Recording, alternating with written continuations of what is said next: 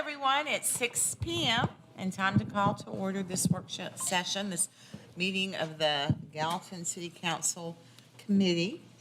And we begin with Ms. Kittrell on the roll call, if you would, please. Vice Mayor Love. Here. Councilman Carter. Present. Councilman Fan. Here. Councilman Fennell. Here. Councilwoman George. Here. Councilman Hayes is not here. And Councilman Juvance. Mayor, we do have a quorum. Thank you so much. Before you this evening, you have minutes from the January 9th, 2024 council work session and the January 23rd council work session.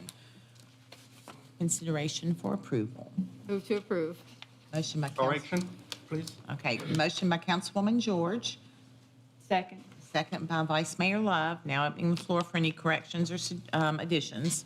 Yeah, on the minute of January 9, on the item number 12, item number 12, say Councilman Fennell withdrew his second, Councilman Juvance withdrew his motion. That should be the opposite. This should be Councilman Fennell withdrew his motion and Juvance withdrew his second. And what page was that? Page 12, Okay, got it. So the last sentence should say that Juvance withdrew the second and Fennell withdrew the motion? Yes, ma'am. Okay. Ms. Kittrell? Okay. Good with got that? Okay. Vice Mayor Love? One little thing, on the same page, page 5, under other business, at the very bottom, it says the name of the band for the historic cemetery is Say event. Dead Man's Bluegrass. I would change band to event. Yeah, that's fine. I'm still challenging that name, but it's not my decision now, is it? But yeah, event would be proper. With those corrections, have a motion and a second to approve. All in favor, please say aye. Aye. Opposed, say no. Okay, the minutes are approved unanimously. Now we'll move to public recognition. This is a work session, a committee meeting, so all public recognition will happen at the beginning of the meeting. That means that you're able to come forward. You'll have 5 minutes to speak. We ask that you give us your address for the record, give us your name, and I will be running a timer, so when you hear an alarm, your time is up. But I think there might be a lot of people here to speak this evening, and so we appreciate everyone's grace, kindness, and cooperation with one another. I know that there's criticism sometimes because we say, please don't applause. That's because sometimes applause then becomes laughter or then becomes other unkind responses to people's comments. So that's why we ask that, and we just ask that everyone be respectful of those speaking. So with that, public recognition is now open. You may come forward if you'd like to speak.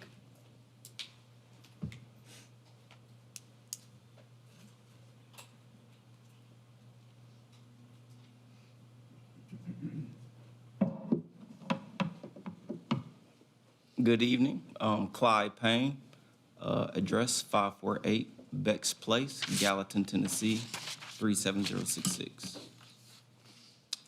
Dear members of the council and Mayor Brown, today I come to tell you a little bit about the Tennessee Star Sports Program and the event we have coming up this Saturday at Triple Creek Park. Tennessee Stars is a youth 7v7 sports organization based out of Sumner County for student athletes ages 9 to 18 years old. Our program strives to be different than others by trying to give student athletes a platform to develop on and off of the field while also keeping costs low to give the opportunity to all student athletes to compete and develop.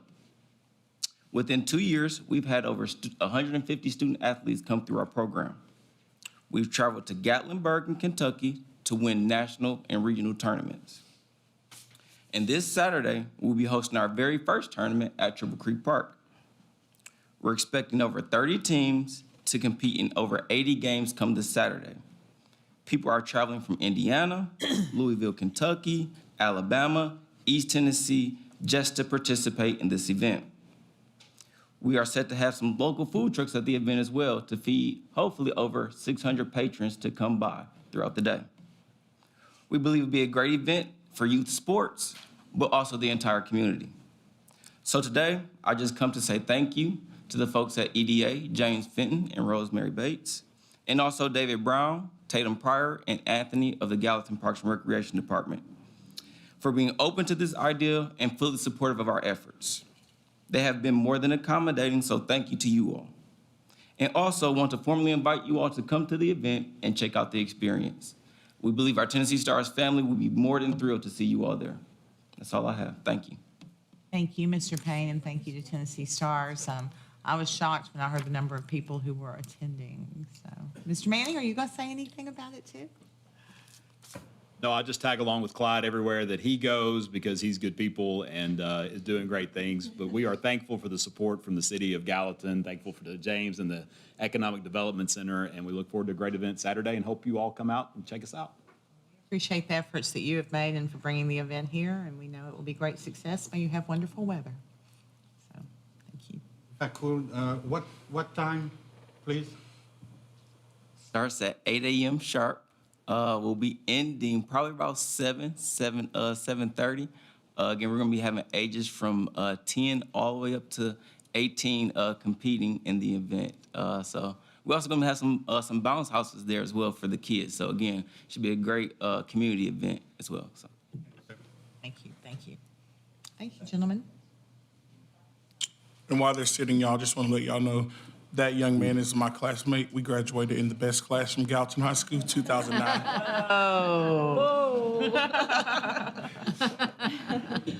Well, my name is Marie Mobley, and I live at 1058 Lieutenant Gibson Circle, Gallatin, Tennessee. And I've been going door to door campaigning, and I have found that my district is in Lock 4, and I'm also near Kennesaw Farms, and we've all been concerned about the number of apartments and the development that's going on in our city and how it impacts seniors and schools. And how do we pay for that? And something I didn't realize until recently, about 5 years ago, I realized that 75 cents of my property taxes in the county goes to schools. So that's a good number if you really think about all the other 25 cents goes to police, fire, roads, all these other things. And then the city, I'm paying city taxes also. And I've also found out that there were several people that didn't understand that they didn't have a city and county school system. So this is an education, as I go door to door, is educating the public. But they do have a concern about how we can, how many large projects that you are approving that's on the two-lane roads. And I understand that along those two-lane roads, we have large school buses and fire departments and large construction vehicles going in and out. And if we are, especially on Lot 4, I was down there trying to go door to door, and it's impossible. I got behind a garbage truck, and I stopped, and there was no way to go around. So the residents that I saw on Sunday, they said, we just don't go out. We're stuck. We can't get out on several hours a day because there's so much traffic.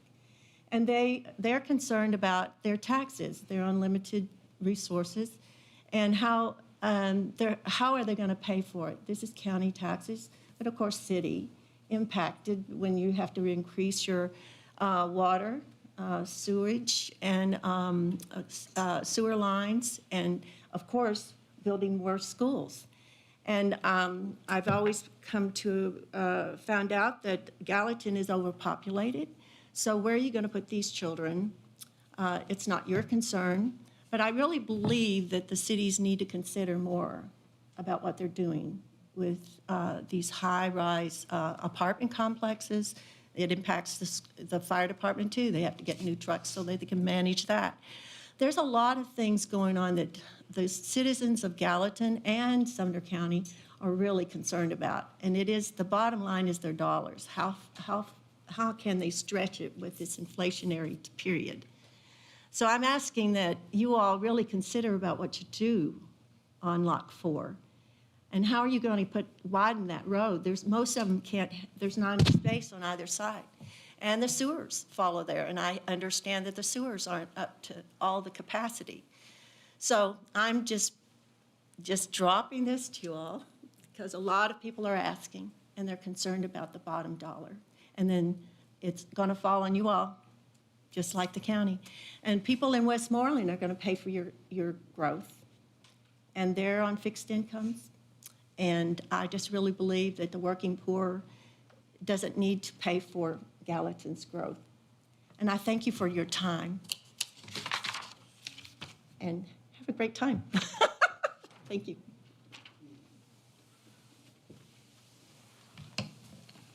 Good evening, Mayor and Council. Todd Alexander, 217 Strange Circle here in Gallatin. Thank you once again for the opportunity to speak before you. You may remember Griffin Park North was a project that I presented information about a traffic study, and it was kind of suggested, why don't we look at that on the preliminary master development plan rather than with the final master development plan, has kind of been our process. And the banks of Lock 4 is an excellent example of why I believe it should be that way. In your packet, there's an attachment 5, it says at the top, and it's the cover letter from the project engineer from the traffic study. And you've got just a few pages of the 243-page traffic study.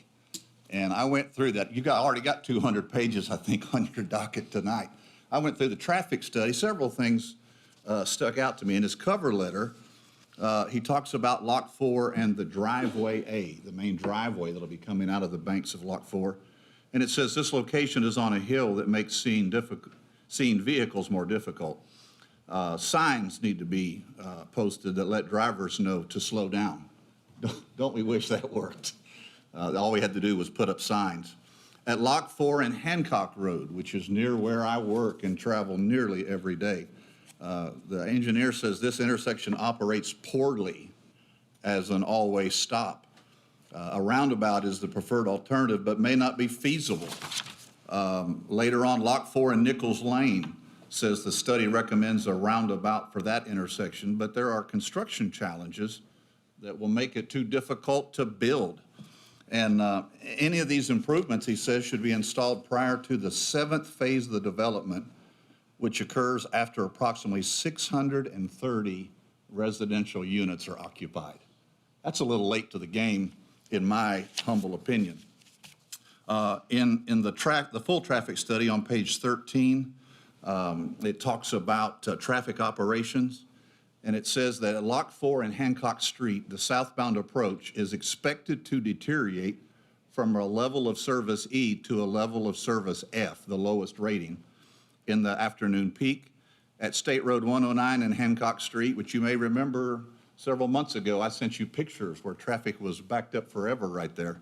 That intersection is expected to deteriorate from a level of service D to a level of service E in the evening peak. What really blew me away was the trip generation report. It's found on page 16 of the traffic impact study. The 760 units that are proposed will bring a daily trip generation of 6,520 trips. Wow, that absolutely blew my mind. I'd have thought half of that would have been an awful lot. 6,500 trips a day. Now you know why people on Lock 4 are here speaking. Level of service analysis on page 20. It says at Lock 4 and Hancock Road that that westbound approach will deteriorate from a level of service C to a level of service F in the morning and afternoon peak times. I think it's telling us there's some work to be done here. It just seems silly to me to wait till 600 of the 760 units are occupied before we even look at the traffic problems. On attachment 2, which is the from your agenda tonight, shows the preliminary master development plan for the banks at Lock 4. And I want to speak to you. I've talked about this before, that our zoning and planning code should really reflect what the development is going to look like. Open space maybe needs to really be turned unbuildable space. I heard at the Planning Commission meeting, the developer talking about the reason there is so much open space in this development is there's creeks, there's retention ponds, and oh yeah, the TVA has a right-of-way through there. That's unbuildable, is what that really is. Common space should be common. It should be parks or playgrounds or dog walk areas. Those numbers should really reflect what's there. And then lastly, you should talk about buildable space. When you look at, it says the character area on the site data is 2 to 5 units per acre, and then right beside it, it says acreage per use. Single-family homes use 89 acres. They're proposing building 593 units on those 89 acres. That's 6.7 units per acre. That's what it's going to look like. The townhomes are 11 acres, Alexander, your time 167 is units. up. That's 15 units per acre. Is that you're awful quiet there, Mayor, on your timer. I know, I need to turn the volume So up. anyway, something's got to be done to see what these really are going to look and feel like. I understand our codes allow for the big picture, and we're excited about 2.6, but that's not the real story. Thank you for my time. Good afternoon. My name is Mary Janung. I live at 1100 Lock 4 Road, and I'm here to talk to you about the proposed development on Lock 4 Road called the Banks of Lock 4. I would like to talk to you about stewardship. Stewardship in regards to what could happen when this is developed. As you all know, from many times we've been up here, we've talked about the wetlands, the streams, the underground aquifers, the agriculture out there, the trees, all of that. So when you start building lots of houses and developments, you begin to take away the viable things that keep us alive as humans, and that is plant life, wildlife, things like that. So as you pull away a lot of the groundwork, the natural beauty, the flowers, you reduce the pollinators. And pollinators are not just bees, they're butterflies, they're birds, they're things like that that go around and they pollinate the plants, and it's an ecosystem. So as we pull away from all of that, we reduce the ability for the natural wildlife and the living culture that's out there of the animals and the plants. My concern is the development is so huge and wide that there will be lots of sediment that will go into the lake, because right now the lakes are starting to get a lot more sediment in them. We're contaminating it with pollutants.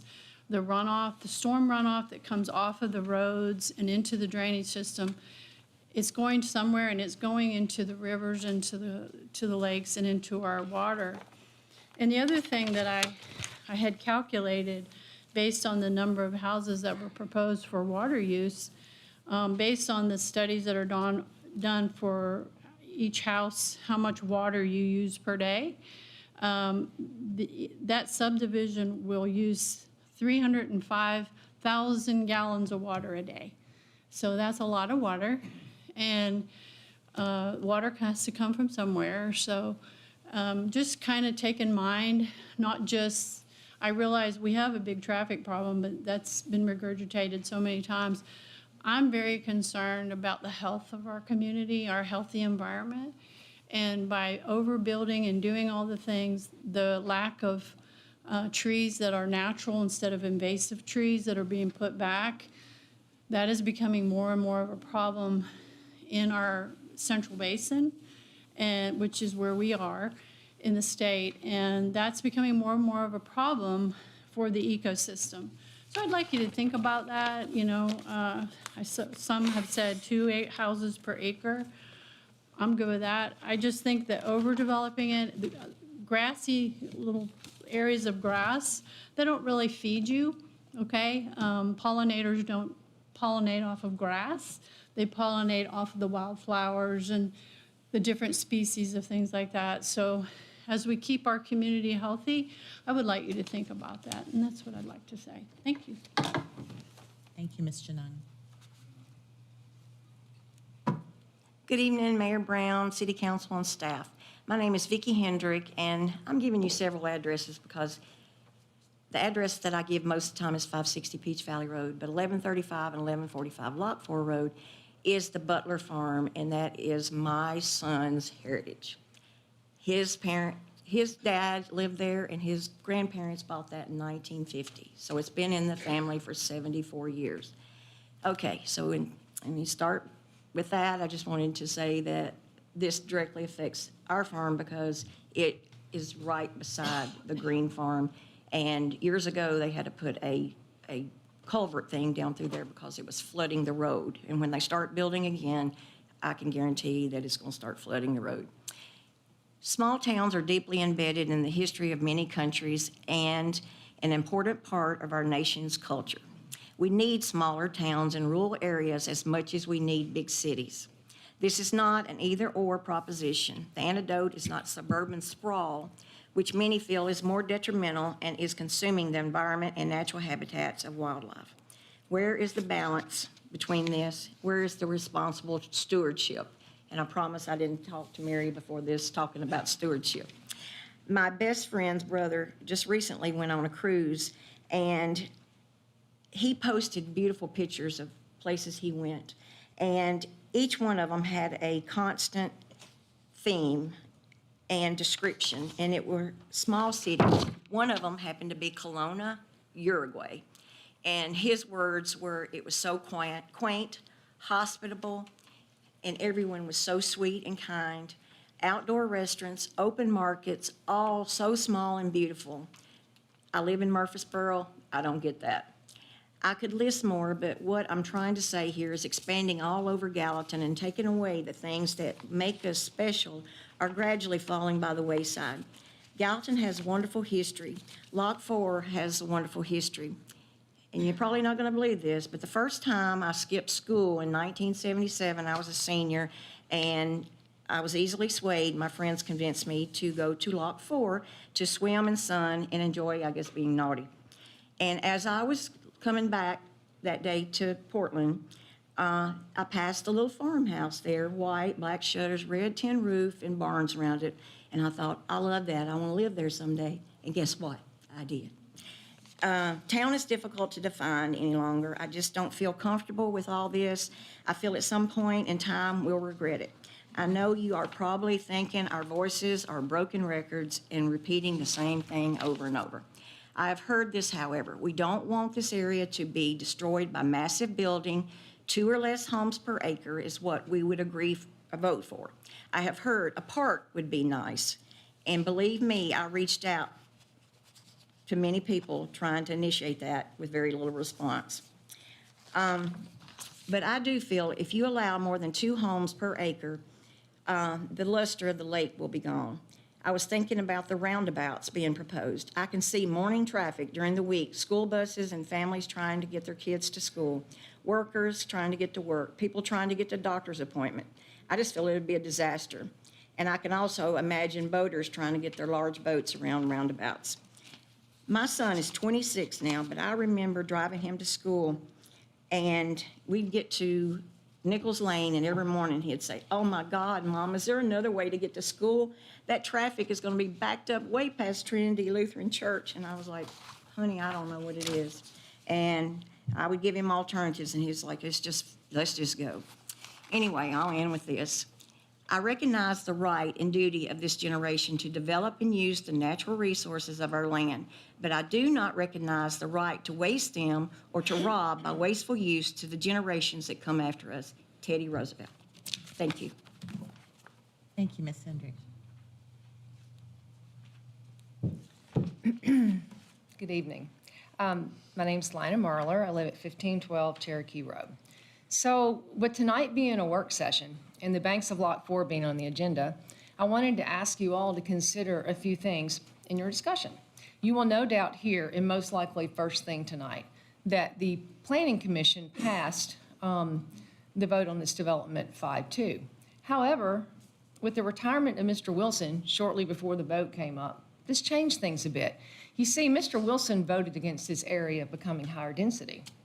So while I cannot speak for him, I believe he would very likely have been a no vote. So then you have a 4-3. Sounds a little closer, don't you think? The new planning commissioner sitting in on his first meeting voted yes, as did all the members with the exception of Pereira and Strother. Understanding that not all of you can go to the Planning Commission meetings, I wanted to point out an interesting comment. It happened a couple months ago, and it was by then Vice Chairman Harris. He was discussing the higher density in the history of Plan Gallatin, the part of the plan that showed the 175 alley-loaded townhomes, which include 3-story models, came up in the discussion. Matt said, "I don't think when we discussed going to more density that I envisioned 3-story townhomes in this area." I don't even have that on a YouTube video to go back and watch, but I remember him using those exact words. I was so excited. I was like, oh my gosh, somebody actually gets it, that we don't need 3-story townhomes sitting out here in the middle of all this land. However, it was never brought up again, which was incredibly frustrating to all of us, especially frustrating and extremely important, as the plan calls for 175 1-, 2-, or 3-story townhomes. The developer has the final say in how many are 3-story. So if you pass this plan, it could be every single one. I think that's a big deal. I'm not a traffic engineer, but I drive Block 4. I talk about this every time, and I'm sorry, I'm going to do it again. I think the idea of a roundabout or turn lane at the Hancock intersection that'll solve, the issues of 2,000 or 3,000 or 5,000 or 6,000, whatever day, it's not true. You still have all these vehicles dumping on the Nashville Pike. I don't care how long it takes them to get there. You've got them going on to 109. And then you've got my favorite, Peninsula and Belvedere. These poor people, through this every meeting for the last year, we keep hearing about off-site traffic improvements, roundabouts, turn lanes, synchronized lights. Still, no one can say to them how they're going to solve an issue that's never been solved over the last 40 years. So think about that as you discuss this plan. My brother, John Pereira, was chairman of Planning Commission for the last 18 years until last month.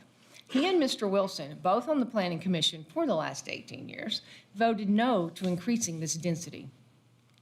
Anyone that knows John knows he's honorable and diligent in his work. His concern throughout this development's history has been the roads. They simply are not built to handle this amount of traffic. Without Clear Lake, it's simply too much. He is on the record stating that multiple times. I feel encouraged that several of you are also on the record stating this as well. Almost 1 year ago tonight, I spoke before council for the first time. I guess some might call me a little bit naive that night because I went on about the beauty and the history of this area and how we need to preserve something of what we have before it's all gone. But after a year of speaking and listening to friends and neighbors and new friends I've made in this effort, I realized I was onto something. People moved here because of what we have, and the people here, they want to keep it. While many of these people, they don't want to speak out in public, they are concerned. While we all understand that growth's inevitable, it needs to be growth that respects what and who is around it. Not every neighborhood fits in every spot. I would certainly say that 3-story townhomes do not fit in the middle of farmland and homes on 1-acre lots. Thank you for your service. You have been entrusted by the citizens to do your due diligence and ensure that this development and others are for the good of the community. I would urge you to insist on no more than 2 homes per acre on the banks of Lot 4 with absolutely no 3 townhomes. Sorry. Thank you. Thank you, Ms. Farler.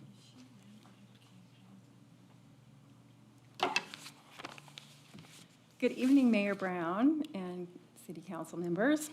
Michelle Juvance, 1335 Long Hollow Pike. And I'm just really happy that we have the opportunity and the right to be able to come here and speak to you publicly. I thought it was interesting that Ms. Marler just mentioned people who moved here appreciating what Gallatin is. And we did move here 7.5 years ago. And we chose Gallatin on purpose. And I love it here. And it's very special. And it's been very disappointing to see how Gallatin is turning into a city of apartments and townhomes. And we're losing a lot of the character and the beauty of the natural spaces.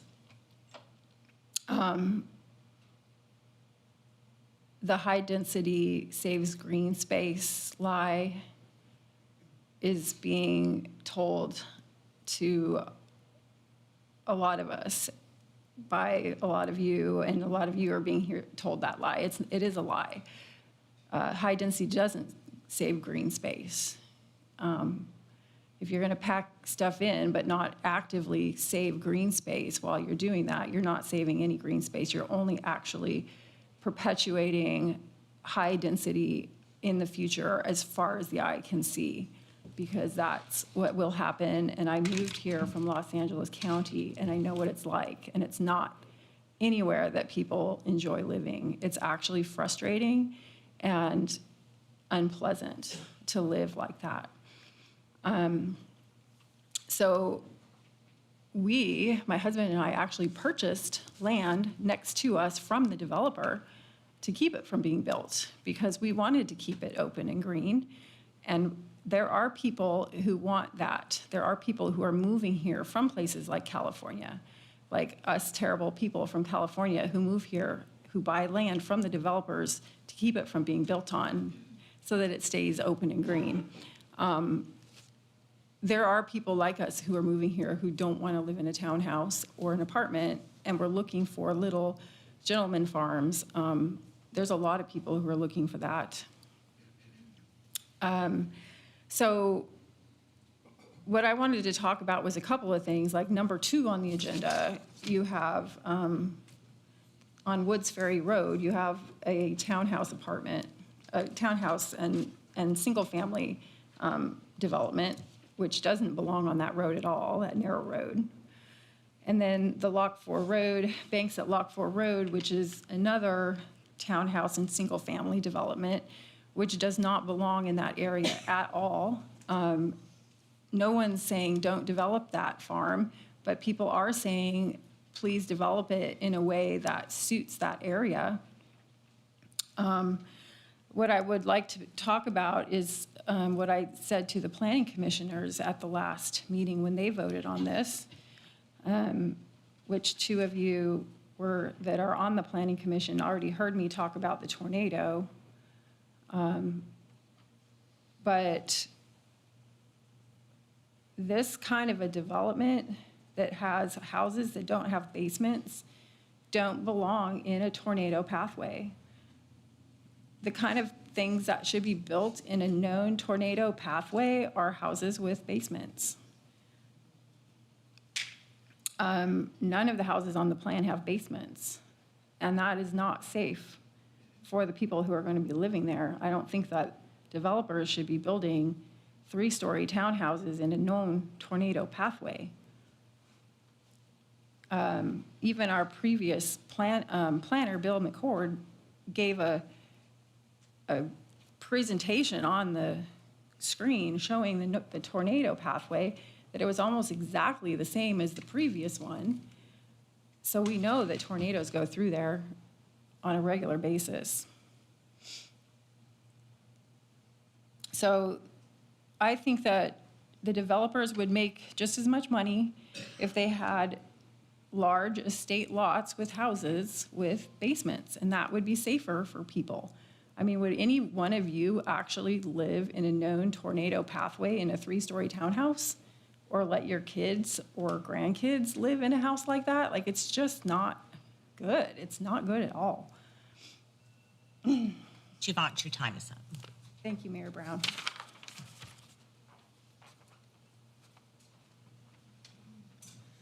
Good evening, Mayor Brown and City Council. I'm Mary Simpson. I live at 1275 Lock 4 Road.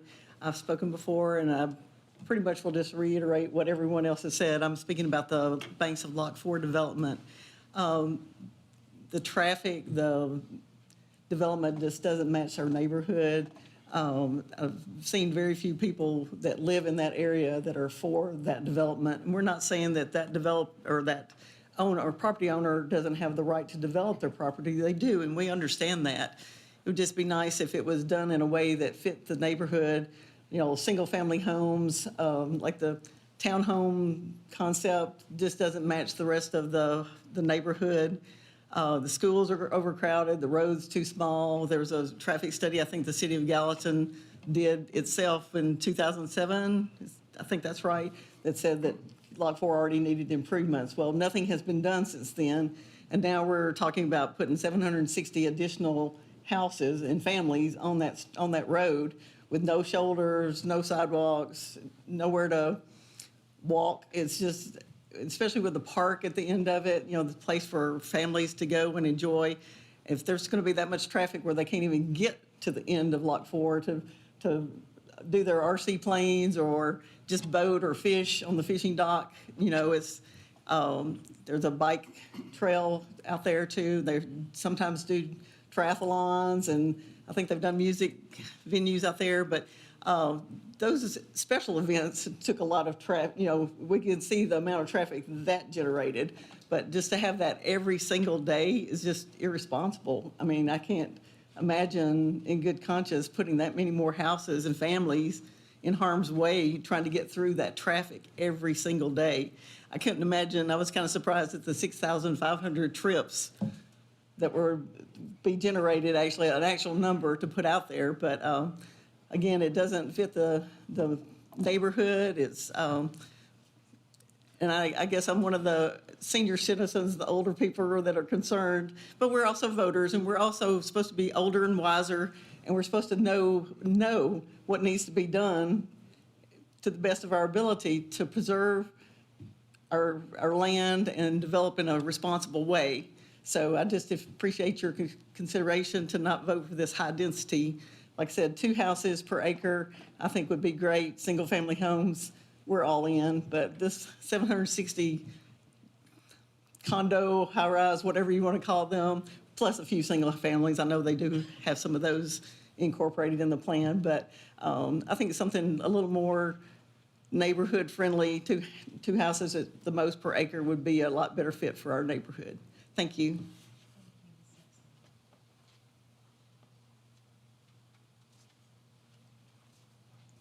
Good evening. I'm Philip Simpson, 1275 Lot 4 Road.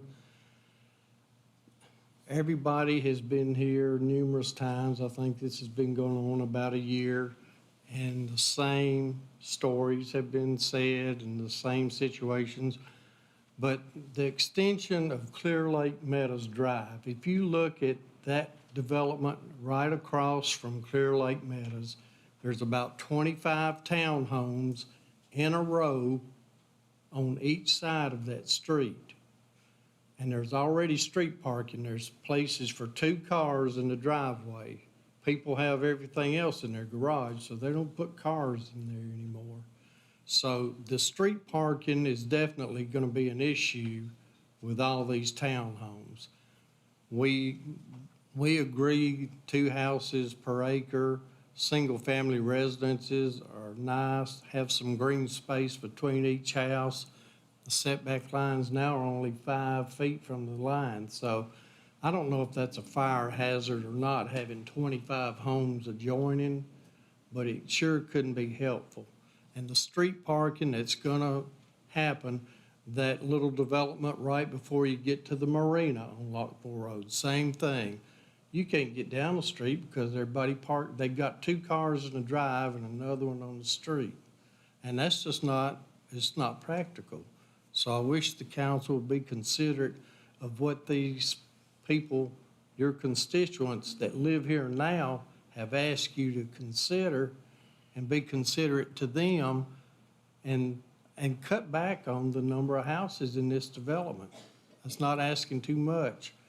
Put them over on the new Gallatin Road. I drove through there the other day, and that's a nice development, but there's not already a lot of single-family residences that it would affect. It doesn't match the neighborhood, putting 25 townhouses on each side of a street on Nichols Circle, Nichols Lane.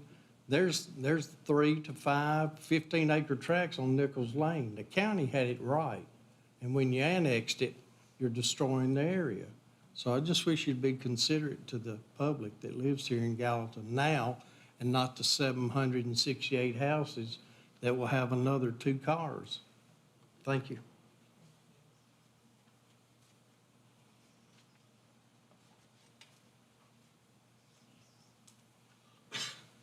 Good evening, Mayor and council members. Joanne Bates, 120 Hicks Lane. Let's move to item 6.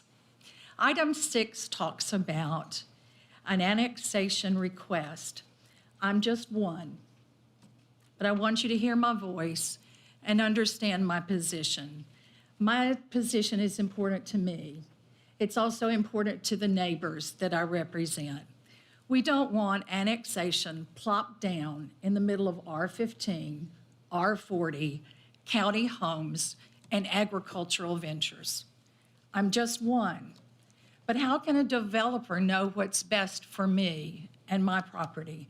Somebody who's out of town, who hasn't been here, who doesn't live here, who won't live here. But guess what? I'll still be here. This request to put annexation in our neighborhood is same song, second verse. It's the same concerns. Storm water coming downhill, children forced into overcrowded classrooms, traffic on a narrow lane that has no marking or stripes, where buses barely get by mirror to mirror when they go up and down the lane. Existing properties will decline, and a quiet neighborhood will be disruptive. In the past, the planning board did not find annexation to their liking because it was an unmarked, narrow road showing an exit from the property directly onto an adjoining school property, as well as the density of housing.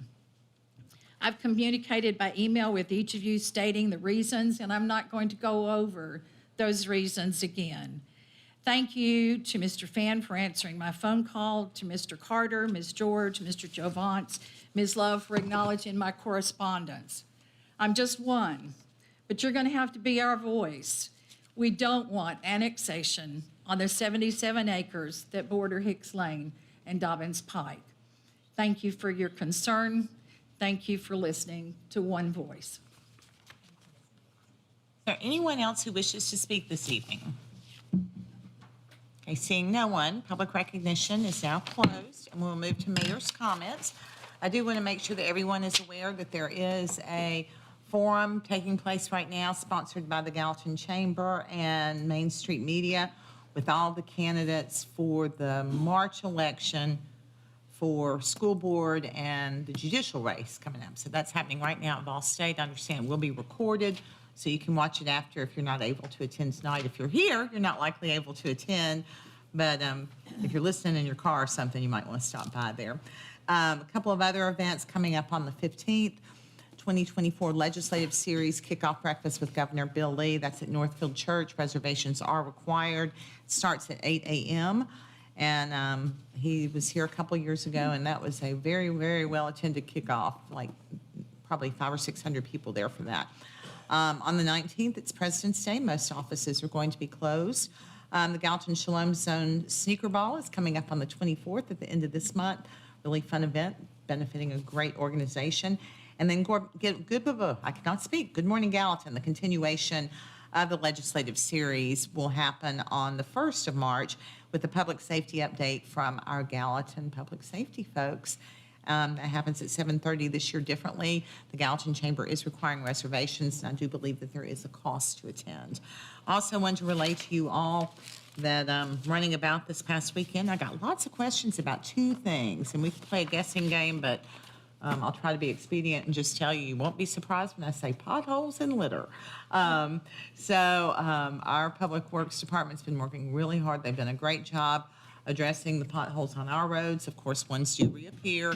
It's been a challenge. The asphalt has had to come from Hermitage because that's the only plant that's operational. Tell me if I say something wrong, Richard. So that's been a challenge. Of course, we think the state probably has the same challenges. A lot of the roads, like right here in front of City Hall, is a state road, and probably some of the worst potholes anywhere. My father said, Paige, just get the potholes fixed. And I said, Daddy, I wish I could. It's not all of us. And then the litter. And I've been having several conversations and thoughts and ask of various people and entities about what we might do to better address litter. People say, oh, well, we need to find people who litter. Yes, but they don't frequently litter in front of a police officer. The police department is trying to enforce the TARP laws, making sure that the people who are carrying their trash down the road do have tarps in place so it doesn't blow all over, but realize that private haulers from all over the county are coming into Gallatin to our transfer station, and that's not for me, it's for the last speaker, Ms. Bates, but I will be quick. So a lot of the trash concentrates here. I know that TDOT was cleaning up on 386. The city of Gallatin is not allowed to have cleanups on 386 or 109 for liability purposes. We do have several volunteers who have adopted roads. I know Mr. Henschel has, our former city planner has, some organizations have. That's always an option. Talked to the health department today about a cleanup they are planning in April. But just a reminder that we are always willing to help facilitate cleanups. If you have a scout troop or a church group or a friend group that want to clean up, we will help you with supplies, and we will certainly help pick up that trash when you're finished bagging it. But we are well aware that it's a challenge. Another thing that I am asking, and I've asked Ms. McCauley to examine, is what we might do so that businesses like convenience stores and fast food restaurants are required to have receptacles. Back in the day, you would go through a drive-through restaurant and the next stop would be a trash can, and they don't have them anymore. Sonic does. I'll give them a shout out. Sonic always has trash cans, and several convenience stores do too, and other fast food restaurants, but not all of them.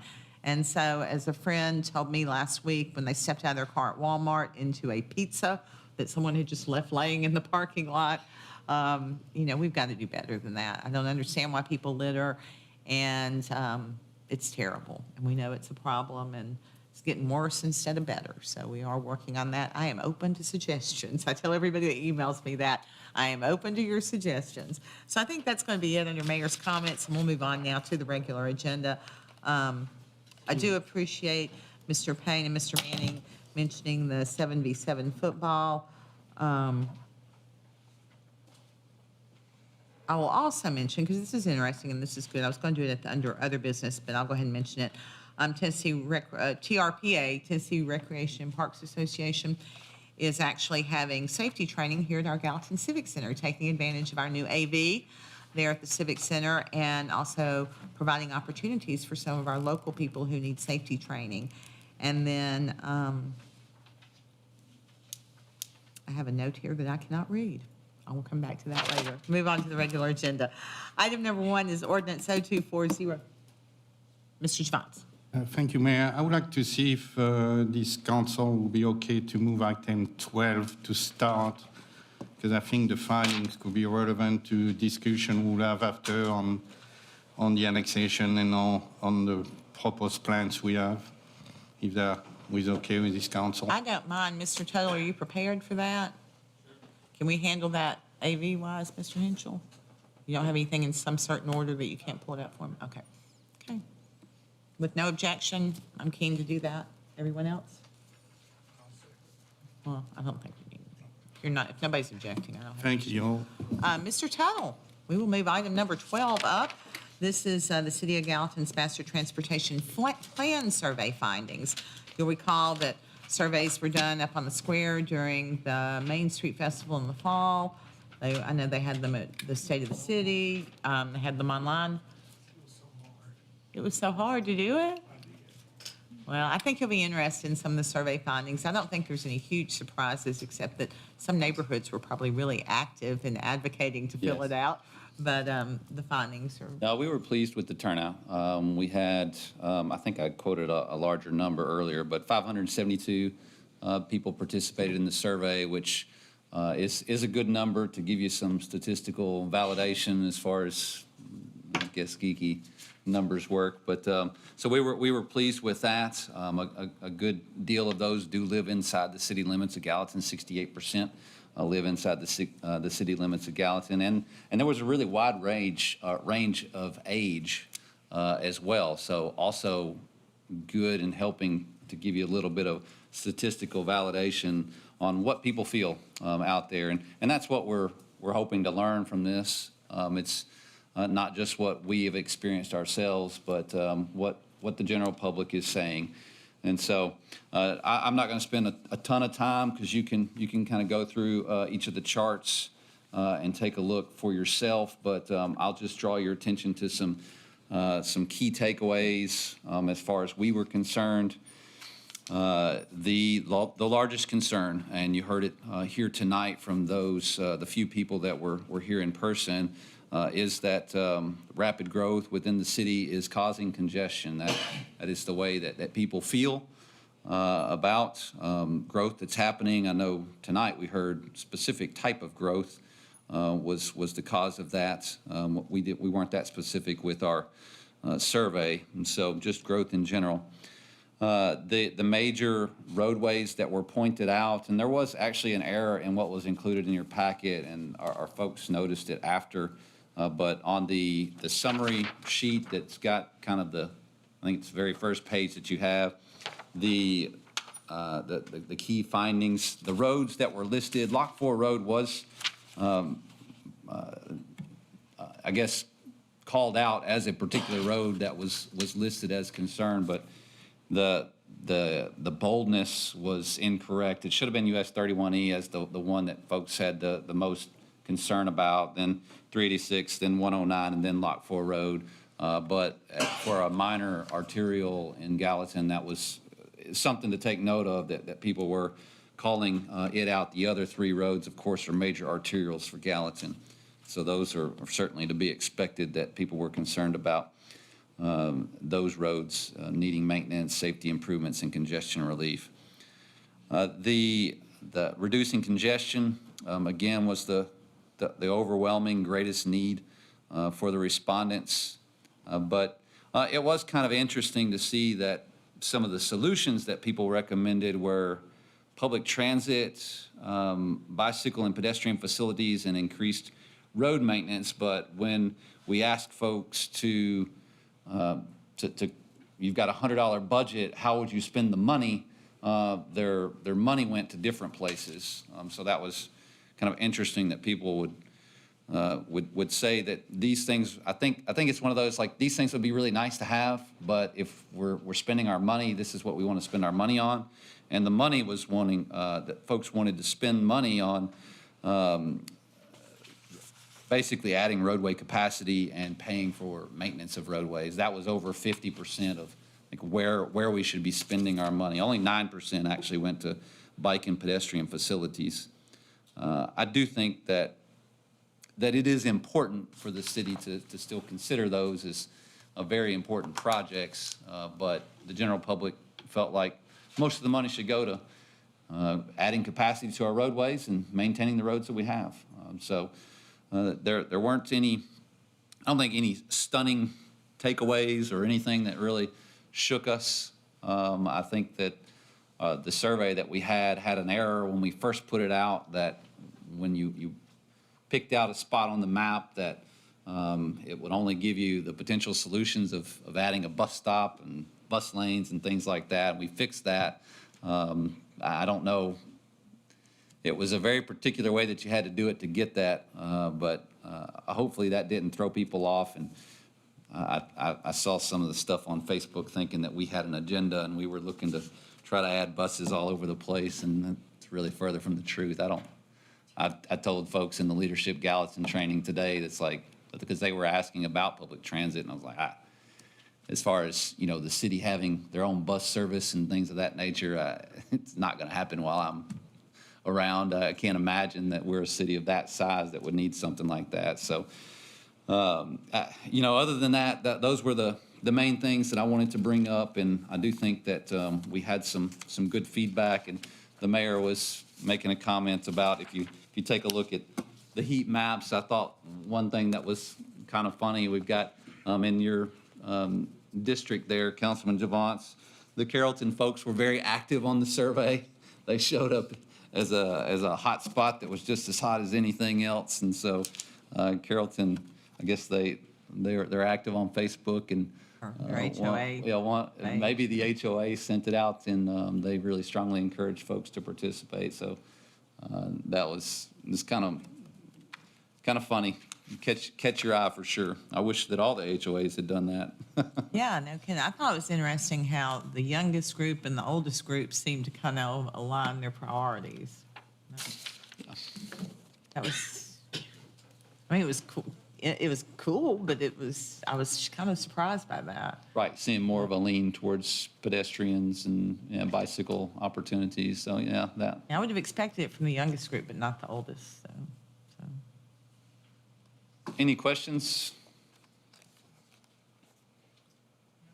I would like to see it displayed so everybody can see it. So I didn't know we didn't have it. That's why I was asking. I didn't ask Jeff, I'm sorry. Well, no, I mean, we've had a lot going on. I It understand. is in the packet. Yeah, and it's online. folks- You can see it yes. online. So. And it's just a piece of us preparing this plan that's going to be working for. Correct, yeah, so what we'll do from here is we'll obviously incorporate the feedback that we've received into the plan, building the model right now, and working with our engineer. So it's going to be several months before you really hear anything more from us on moving forward with the master transportation plan. So we don't have anything to actually present to you other than what the results of those survey responses were.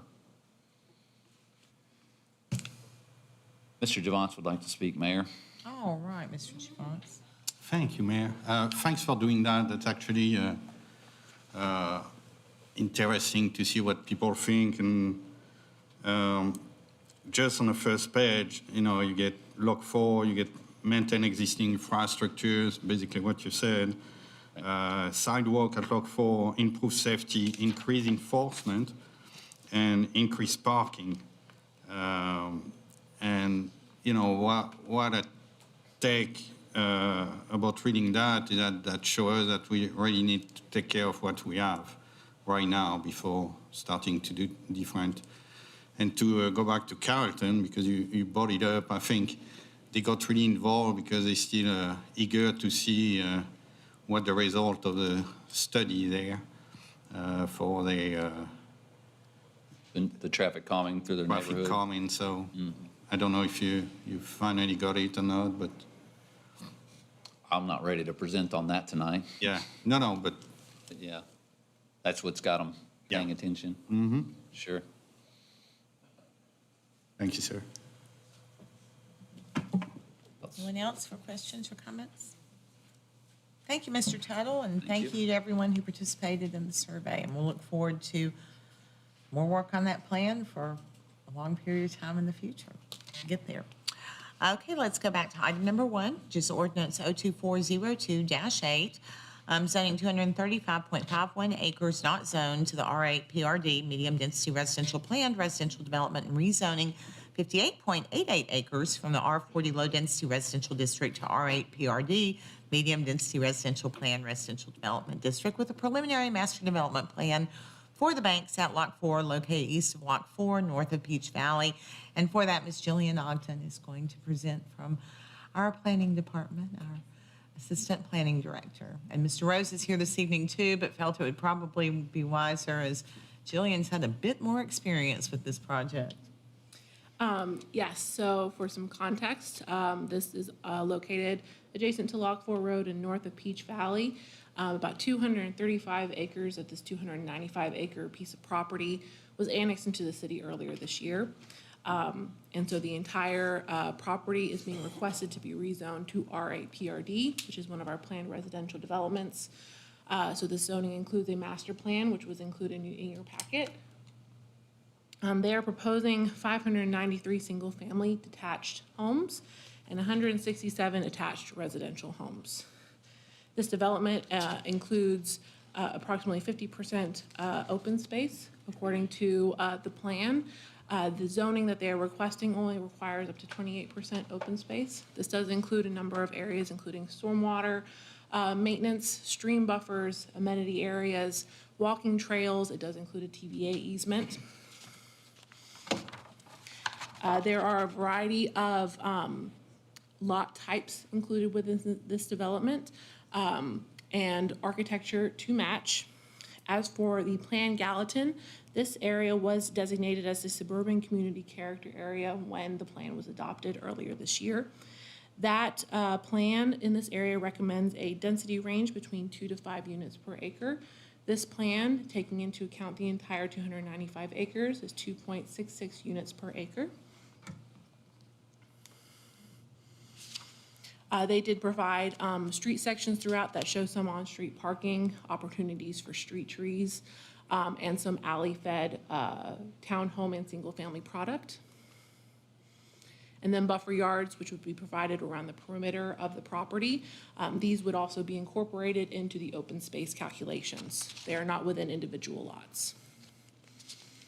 Architecture will be dependent on the type of lot that are being constructed. They do include lists of acceptable versus unacceptable materials, and different lot sizes will have different masonry requirements.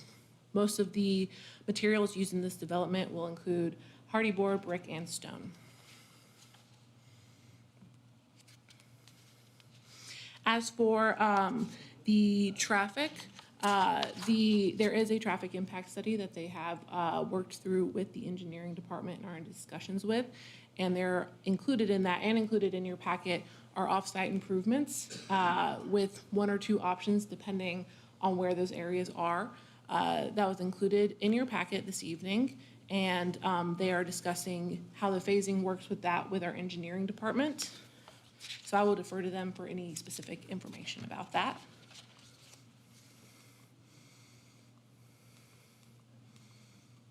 And the Planning Commission did recommend approval for this plan with a 5-2 vote at the January Planning Commission meeting. Thank you.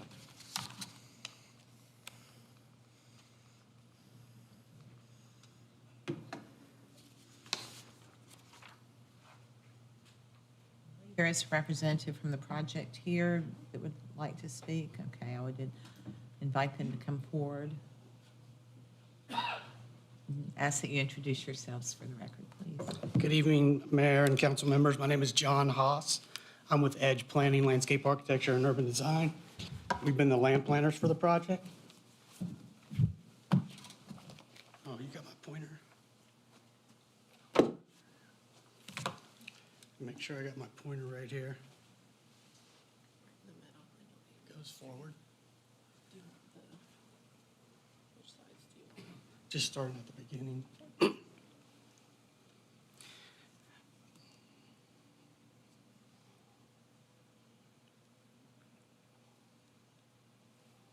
I'll point this way. There we go. Good evening. I appreciate your time tonight. As been mentioned numerous times tonight, we have listened to the comments both from planning commissioners, from city staff, from citizens, and this plan has evolved over the last year. I'm going to highlight a couple of the major changes, but we've looked to, as mentioned before, throughout the year, we've gathered comments and we've incorporated those comments into this proposed preliminary plan. I did want to point out that our team is a local team that is currently working together on the Nexus project. And of course, we've worked on a number of projects as well within Gallatin, and particularly Jim Harrison, who will get up here and speak in just a moment. But I do want to talk about those changes to the plan. The key revisions is number one, at one point, there were front-load townhomes on the plan. We have removed those in their entirety. There's no longer any front-load townhomes. That was a comment that we received during the process. As was mentioned, we have also reduced the proposed number of lots from 877 to 760 lots. That's a reduction of 117 lots from the plan that originally began the process. We've also created, I think, is there a pointer on this one? Oh, right here. Okay. We've also created larger buffers, particularly along this south border, in areas that were previously with the development, and also down here in the southeast corner. We've reduced the percentage of townhomes that are on the plan from 25% to 22%. So 78% of the proposed lots are detached single-family lots. And as been mentioned, we increased our open space from 115 acres to 148 acres. That's 50% of the site.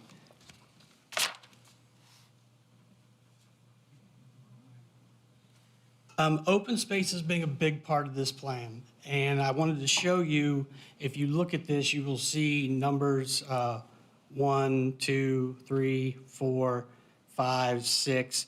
And then there's additional open space in certain areas, some areas where we had lots before, but I want to walk through those 6 open space areas because they are all linked through either community sidewalks, a native trail, or the Greenway Trail. And we really want to give this community the feeling of it's inset within a park. And if you see there, we've used the streams and those streams buffers as part of that connection.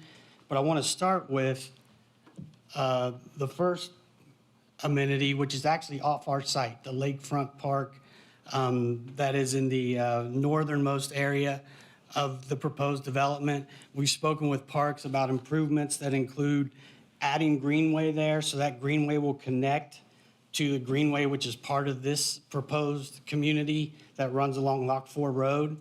It would give you an opportunity to potentially cross the street there and connect to that existing park. We've also discussed making improvements to the playground and adding a swing set, as well as improving the signage and the entry at the, right off of Lock 4, and making improvements to the existing dock there. So that was number one. Number two on the list is just inside the property. And what's nice about this is we have these trailheads along the street, which include formal landscaping and benches. They're connected to this native trail, which then connects down to the greenway on Lock 4. So again, allowing our residents and other users and other community members to access that greenway or come into this community if they so prefer from the park.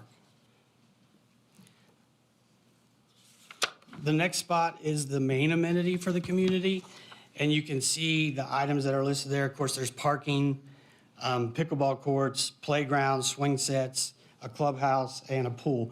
This is the only open space that I'm showing you that would not be open to the public. This is only for the HOA. All the other areas are open to the public. You get a better look at it here, I think. Yeah, just a perspective view of what that might look like, and the program elements. The next park space is an open play field that we have agreed, and our intent is to provide soccer goals there. Again, linked through the native trail that gets you all the way down to the stream or along the stream. A trailhead with benches and landscapes so people know it's back there. But again, an open play field which is flat and allows, it's a larger area to get together with multiple people. And then another type of the green space is a more formal green space. This is down by the more traditional site plan, but it includes the mail kiosk, which is required these days for a community. The U.S. Postal Service prefers that the mail is located all in one spot. So we've done that with some on-street parking, some benches, and more formal landscaping. And then the last piece of the open space, and this is in some of that area where there are some steep slopes. I'll point out to you in a moment where we removed some homes that were in this area previously. But again, the native trail, which gets you down to the existing cemetery on the property, and also an open play area and another swing set. So using those areas and programming those areas to link, all of these areas link, there we go, with the pedestrian network. This proposed plan has 3 miles of greenway, 3 miles of native trails, and another 8 miles of sidewalks. All of those pedestrian methods connect these green spaces and allow you to weave in and out if you want a more natural native experience or something along the collector roads more like a paved greenway. Next, I'm going to let Jim step in here and talk a little bit about traffic. Oh, thanks. Thank you. Jim Harrison, CSDG. John got to talk about the fun stuff like open spaces, which are awesome. I will mention one thing that before I get into traffic and roads, is those open spaces are really specifically designed to be in a good location within the community so residents all have access to those. We want to make sure they're very functional, they're very appropriate for this setting. So tons of opportunities to walk and really makes for a great community. I also want to thank the staff. We've been working very closely before I get into the diagram that's on the screen. We worked very early on with planning, with engineering, about locating collector routes throughout this development to make sure we had options for drivers to go different directions to make sure those were incorporated in the right location so that it provided essentially choices for people to make as far as traffic so that they could go the most efficient route. The other thing that we did early on, in addition to a neighborhood meeting, we also met with city staff, engineering specifically, to go through with our traffic consultant, KCI. KCI is well-known as one of the best traffic consultant in Middle Tennessee. We worked specifically with them, with engineering staff, to go through and develop a traffic study for this area that you see on the screen, which I'm going to walk through in just a minute. Neil Schaefer, also the city's traffic consultant, looked at and reviewed this traffic report, basically to make sure that what we're representing is accurate. On the screen, I'm going to try to point at it, but the site's really located right down here. The one right there is to the left of it. This is Lot 4 Road, right up through here. And what you see are numbers. You see a number 1 up here at Hancock, and then a number 1 down here at the main accesses. Those numbers mean that we're going to do those first. We're going to design, incorporate those. The improvements outlined that you had up at Hancock, I think we all know where Hancock and Lot 4 Road is. It showed an option for left turn lanes, also showed an option for a roundabout. We don't know which one of those is going to happen, but we've committed to make it happen. And both of those are suitable. We just wanted to provide those options. The traffic engineer said those were adequate to provide great facilities for handling the traffic. One other thing before I get into talking about each of the locations a little bit more, the traffic engineer looked at specific counts on these intersections, also looked at projections on background traffic, also looked at this full build out of this project to make sure that in every situation we were building adequate intersection improvements to handle the traffic in an adequate flow. That's what the traffic study says. Traffic study says that we have adequate improvements shown to properly handle the flow. It's easy to pick a few things out of a traffic study and kind of pick at it, but you have to read the comprehensive report. So with that said, I'm going to kind of keep walking through the rest of these. The second piece that we would go to would be Nichols Lane and Lock 4. Nichols Lane will have either a roundabout or turn lanes and intersection improvements. And then the last piece that we would go to would be this extension of Clear Lake Meadows, which is north of Nichols Lane. One other thing I'll point out too is there will be optimization for the traffic signal up here at New Nashville Pike and Lock 4 Road at 109 and 109 and Peach Valley and 109. Another couple things that had come up as we talked about traffic. There'll be a safety audit on Peach Valley Road to look at specifically to see if there's any safety issues that need to be addressed, shoulders, guardrails, things like that. We worked through that and agreed with engineering on that. I will mention one other thing, and I know Nick's here. Appreciate Nick and his staff working with us closely on this. One of the things that we, pretty late in the review process, said, we realized at Clear Lake Meadows, we're committing to Clear Lake Meadows. But we realized somebody else may come along and say they're committing to Clear Lake Meadows. And we've set aside about $450,000 is what we think it's going to cost to do the improvements at Clear Lake Meadows. We said that money, if someone else came along to do that, we would redirect those funds to somewhere else with traffic calming up in that area to the west of Lock 4 if the city engineering chose to do so. We want to be a good neighbor. I will mention a couple other things regarding infrastructure that we have coordinated very closely with David Kellogg. Appreciate his help. Gallatin Public Utilities. We will be building a large force main along the west side of our property that will handle the city sewage flow. It's really independent of us, but it handles a bulk amount of city flow, so it improves the overall area, gets sewage water down to the treatment plant. Also, we'll be doing some off-site lines to the east of the project for water lines and upsized lines within the development that will enhance and improve the overall fire flow for this overall area that we see here.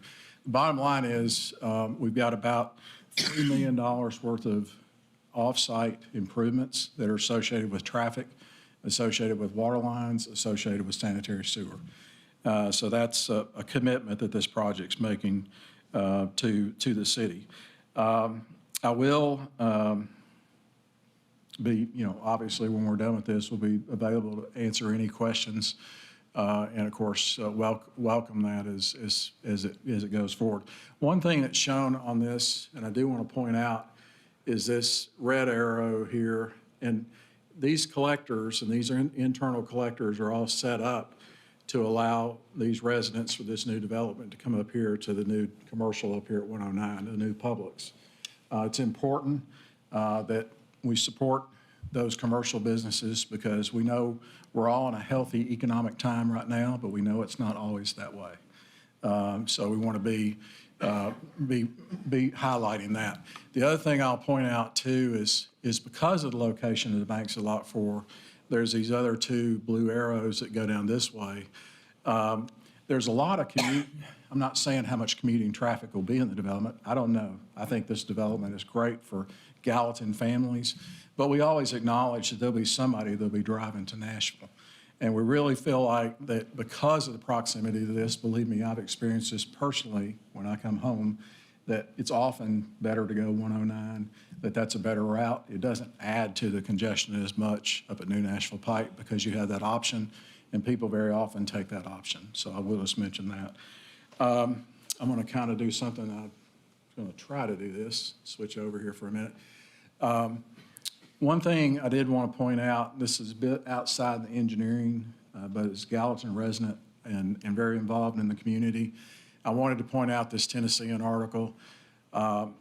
This hits pretty close to home because I've got two kids that own a house and one that doesn't, and he's out of the housing market. So, but I know plenty of people that are in this category. The median sales price in Gallatin is $440,000 for a home. Last year it was $419,000. And then a year prior to that, in 2021, it was $343,000. That's a steep number. And what this does is this new housing, this new nice development with nice housing provides a second and third home option for some people that are going to free up homes in other parts of Gallatin. It frees up those opportunities. So it provides needed homes. It provides needed homes and capacity for that. And there's just a real need out there to have attainable housing. And that's what this Tennessean article was about. It was about Gallatin. It was about all the great things that are happening in Gallatin, Vol State, Servpro, Beretta, Gap, others. It was about the parks, Bledsoe Creek State Park. It was about all the historic features, all the wonderful things about Gallatin, but it was about this pretty steep hill that people have to climb to get into housing. So with that, I will go one more slide. Whoops, and then I'm going to ask John to come back up. Oh my, I forgot my reading glasses, so I'm going to try to look at this sheet and read them, so I apologize. John said I could borrow his, but he said it would make it worse, so I'm not going to go there. Property owners and developers, should consult the Plan Gallatin, which was just recently approved by Planning Commission and by the council, and we do. And it makes recommendations regarding land use and infrastructure investment, and we've followed it. And one of the reasons I want to point out this slide, it may be a little hard to see, and I apologize for that, but up here at the top, it said important outcomes for Plan Gallatin. And this plan really hits these ones that are underlined that I'm going to go down through here as major items. And I'm going to read them off. I'm not going to try to point to them and read them off at the same time. Preservation of open space in natural areas. Protection of environmental quality. Sorry, I may have to hold this out a little further from my face. Improvements to local roads and highways. Expanded access to public parks, greenways, and trails. Improvements to sidewalks connectivity. Expanded areas to community recreation facilities. I think this plan does a tremendous job at doing all those things. I think it satisfies a number of these. In fact, you could actually have made a case that satisfies all of them except maybe the historic part, but you could probably satisfy that too because there's a cemetery on the east side that we're setting aside a huge amount of open space around to protect. So with that said, I'm going to let John come back in and kind of talk a little bit more about Plan Gallatin in the area. Thank you.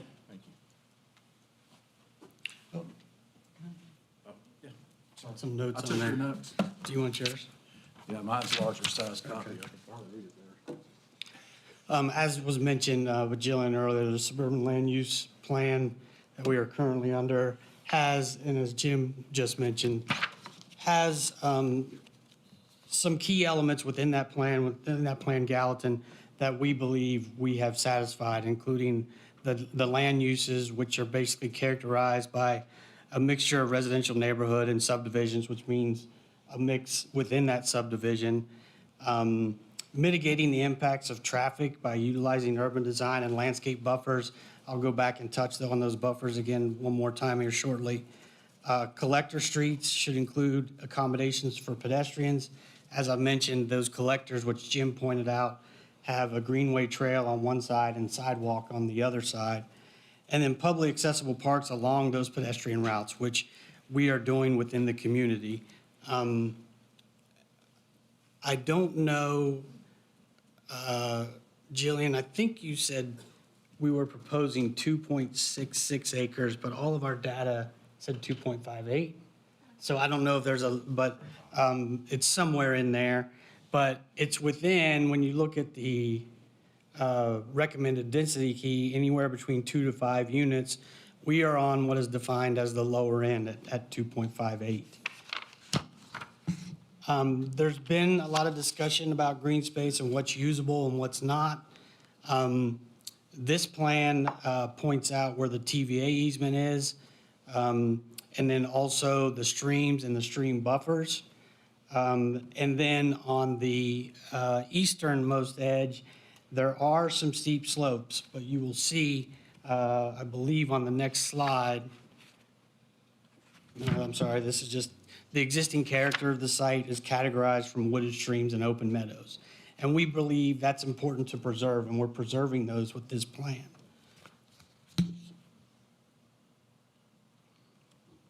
So the community highlights include this.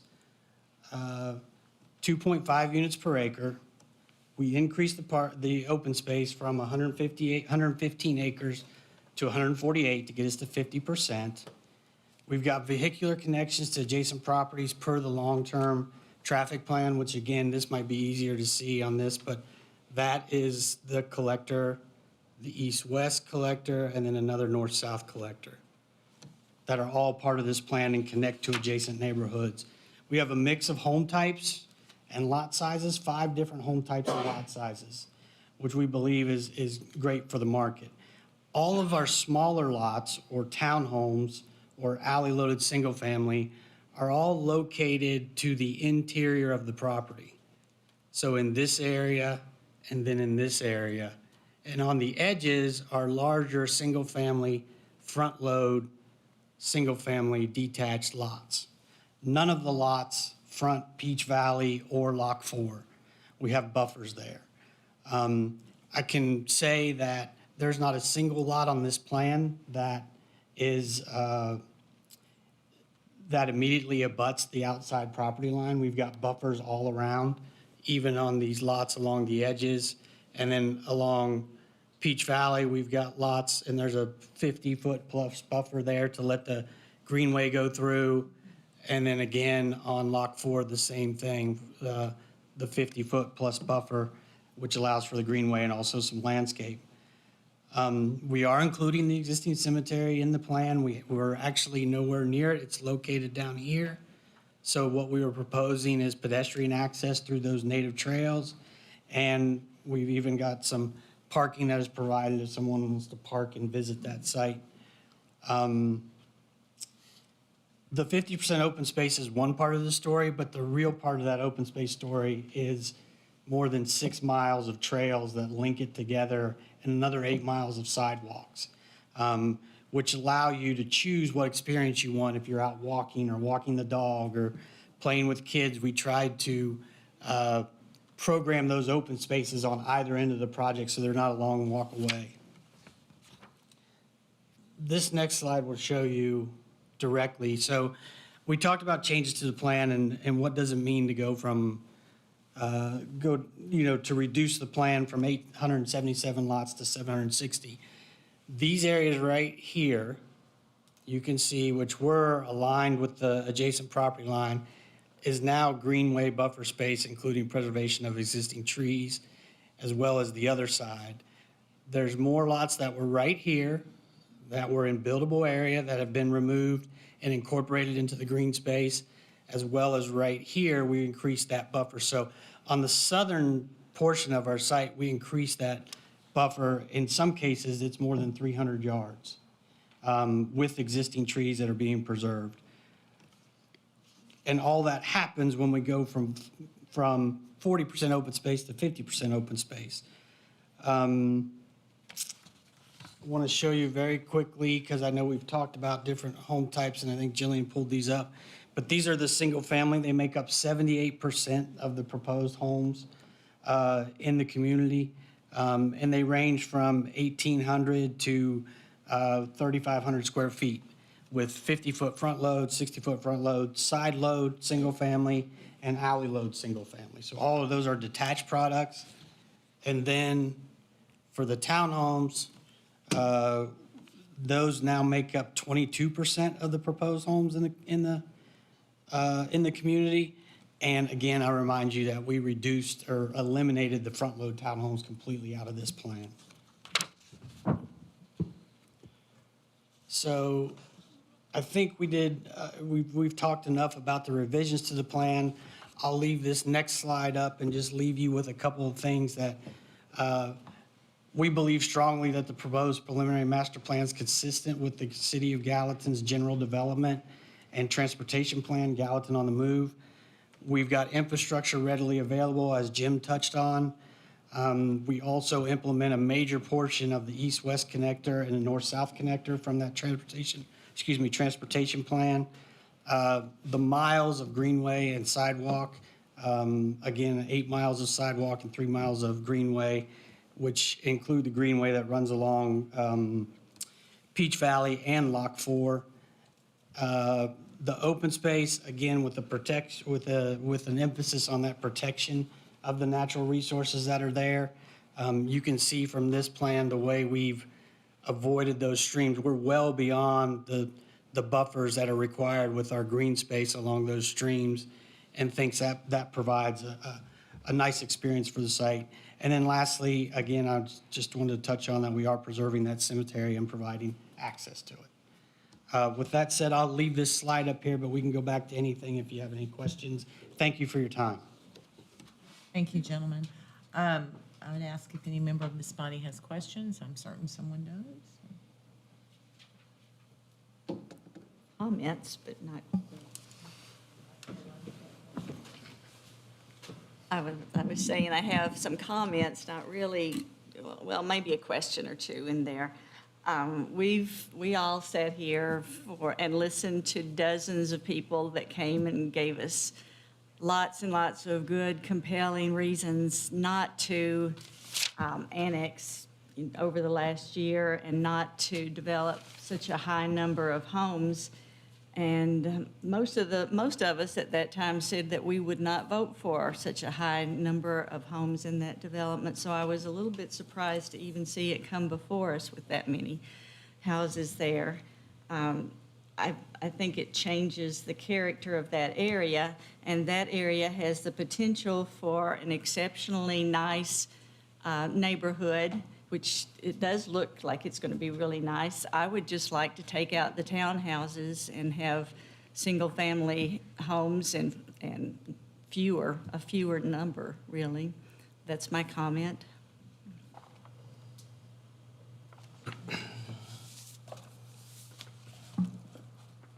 As long as I've been on the city council, I don't think I've ever seen a developer offer as much stuff in a project as this.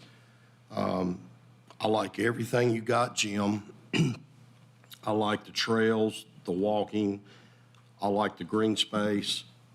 I mean, tying into the park, you listen when I spoke. really think it's a good development. However, I've always stuck to the number of 2 houses per, rather than 2.6. And I have listened to the citizens out in the area. That's the only thing, and I see that you're willing to go to put off-site improvements, and I mean, that's going to have to be done, and you're willing to shoulder a lot of the responsibility of that. And for future developments, I see that you're willing to spend $400-something thousand to actually put into other off-site improvements if that comes along, and I believe it will come along. I'm not saying wipe out all the townhouses. It does concern me about 3-story. I thought I followed this plan pretty well, but I guess I missed it when it was just talked to me about 3 stories. I just, if it was spoken to me, I apologize, I forgot. I do like, you got a lot of green space right here, and you got a lot of buffering right there. You know, I do have some family that live in that area, and I am concerned. I'm in that area a lot. I am concerned about the traffic, and I always have since I talked to you. And, you know, if anything, if you could pull some more out, I think there needs to be some type of a compromise for everyone to be happy. I mean, the citizens out there, they're not against this project at all. And I really think some way they appreciate a development like this with this green space. And Lord have mercy, the walking trail that you got all the way around the place, it's just really, really great. I mean, just really a great plan. But that is a lot of houses in that area, and that's just the way I've always felt. I ain't saying a lot of houses, I'm saying a lot of houses, a lot of people in that particular area. You know, if you could crunch just a little bit more, maybe the townhouses to try to get that percentage down a little bit, that would pretty much satisfy me, and I think a lot of people in the audience.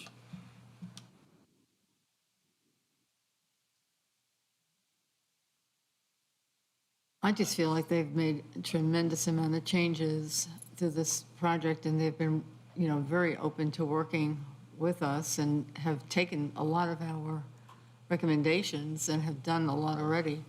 I understand the townhomes, but I also know the need too.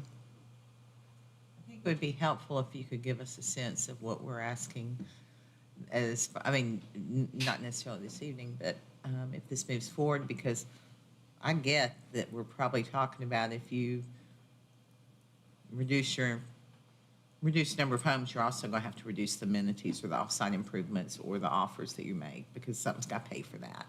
And so I think as, you know, if you do follow through with that, then, you know, you're going to have to.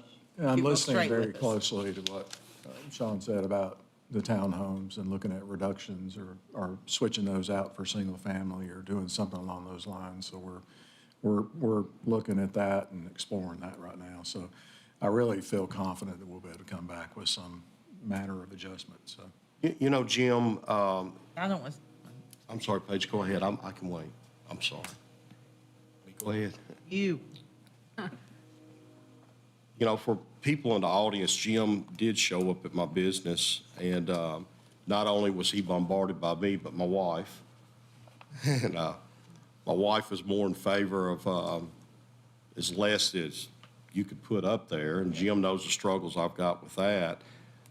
One thing that Jim pointed out to me later on in passing throughout the community, I quite often see Jim in our community, but we was talking about affordable houses, how we're inching away, and that threshold keeps getting higher and higher. And Jim did make a point that resonated with me, and the point was what he said up there, that this is a nice development, and this will probably be somebody's second home and maybe an upgrade. So therefore freeing up some of the houses that they come out of, it might be helping our area for affordable. That made a lot of sense to me, and that was a good point right there. I agree. It did make a good point on that. I thought so too. And that's why, one other reason I thought it would be best to take those townhouses out. I would say for the long-term sustainability of any development, I think the better quality of the development is going to lend itself to being more evergreen as years go by.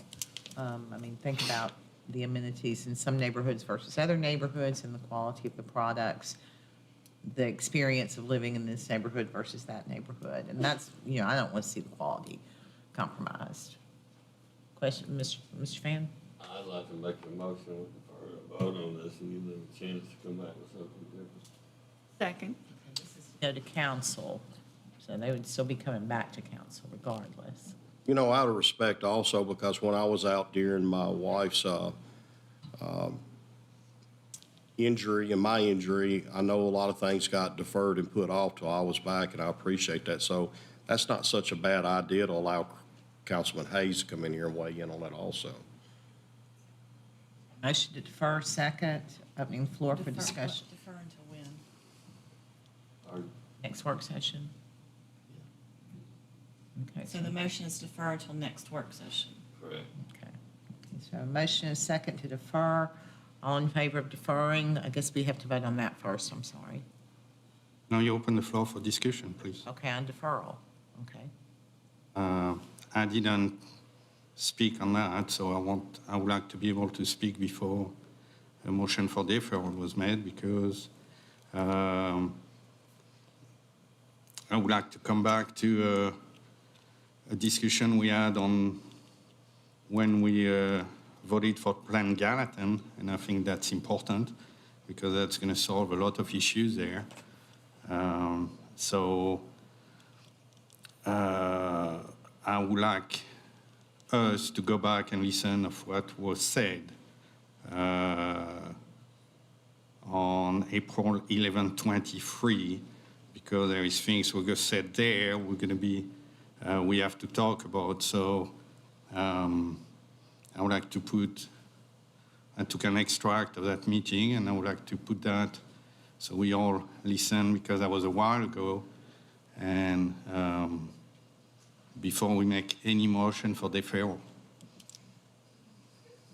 So I'm sorry, I don't have a clue what you're saying. I'm trying, I'm really, really trying. That's why I have an extract of the meeting we had in April 11, 23. I want to put on the screen, because what was said in that meeting, we need to take care about that tonight before we made any other motion. And I have a copy there so you can follow, because, you know, you say you can't understand me. So if you can pass that to everybody, please. An extract, meaning what you have printed here? I have printed it and I have it on video, because I think people need to listen to what God said at that meeting about Plan Gallatin, and I talked about that. I am not in favor of that because of the way that has been used in the past, but it is this body's decision. So you're telling me that you're refusing me to put a video of a city council on the screen? Mr. Javance, respectfully, I feel like you have done that to try and, what I'm looking for, disparage people or paint them in a light with, and you're controlling the context. It's an And therefore, extract I would suggest. of the city council meeting. And so you can reference it, you can ask people to look at it, and they can make the determination, but. So you're telling me you're refusing me to put an extract I am of telling a you city that council? You're refusing my right of a city council to speak. I'm not, my First Amendment right away, you ma'am? can speak all day long, sir. Well, please don't, but yes, you can speak, certainly. But It's a city council extract that's only us talking. There is nothing disparaging.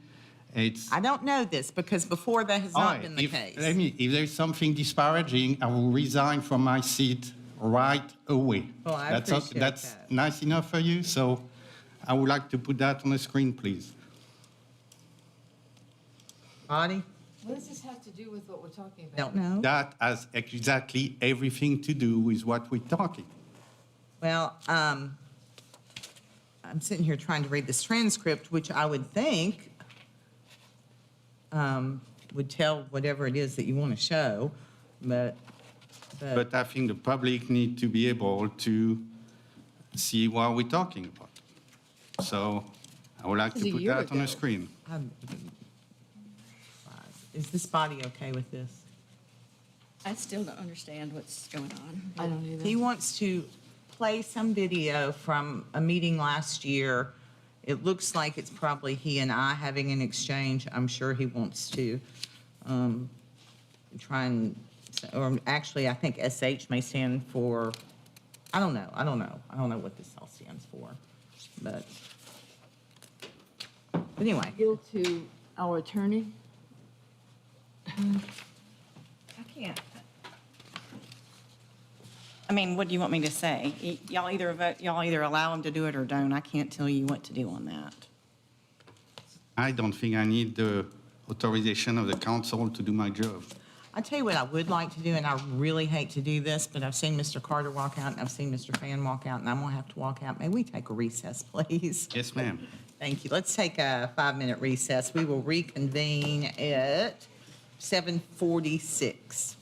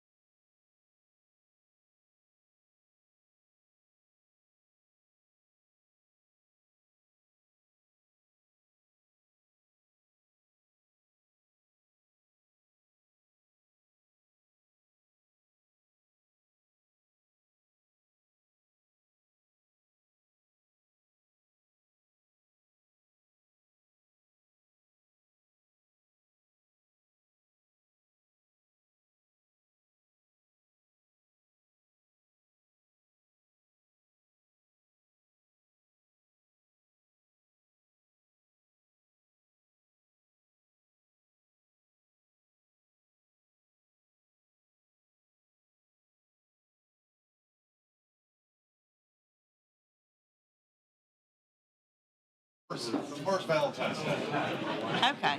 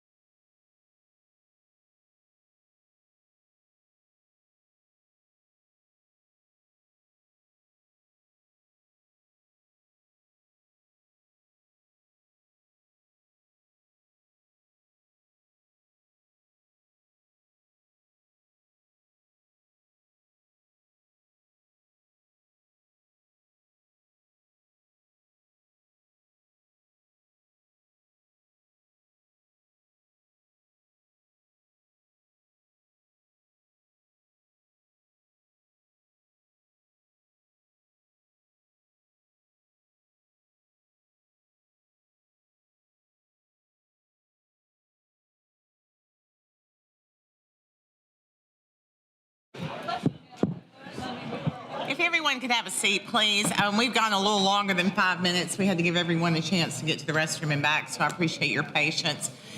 And I appreciate silence as well. Mr. Harrison said he would like to say something. We still stand with Mr. Juvance's issue with, I think, a video that he wants to play. Ms. Hamacali has advised me that we probably are going to have to make a rule one way or the other because that's certainly not usual or customary, but it's something that he has utilized several times. So I don't have an objection, but I do think that we are going to make a rule. But again, this body needs to weigh in on whether you're okay with it. Playing a video. Is it a motion? I cannot make a motion. I'm saying, is Mr. Juvance making a motion to play the video? I don't have to make a motion. Well, I'm not okay all with right. it being played. I don't want to hear it.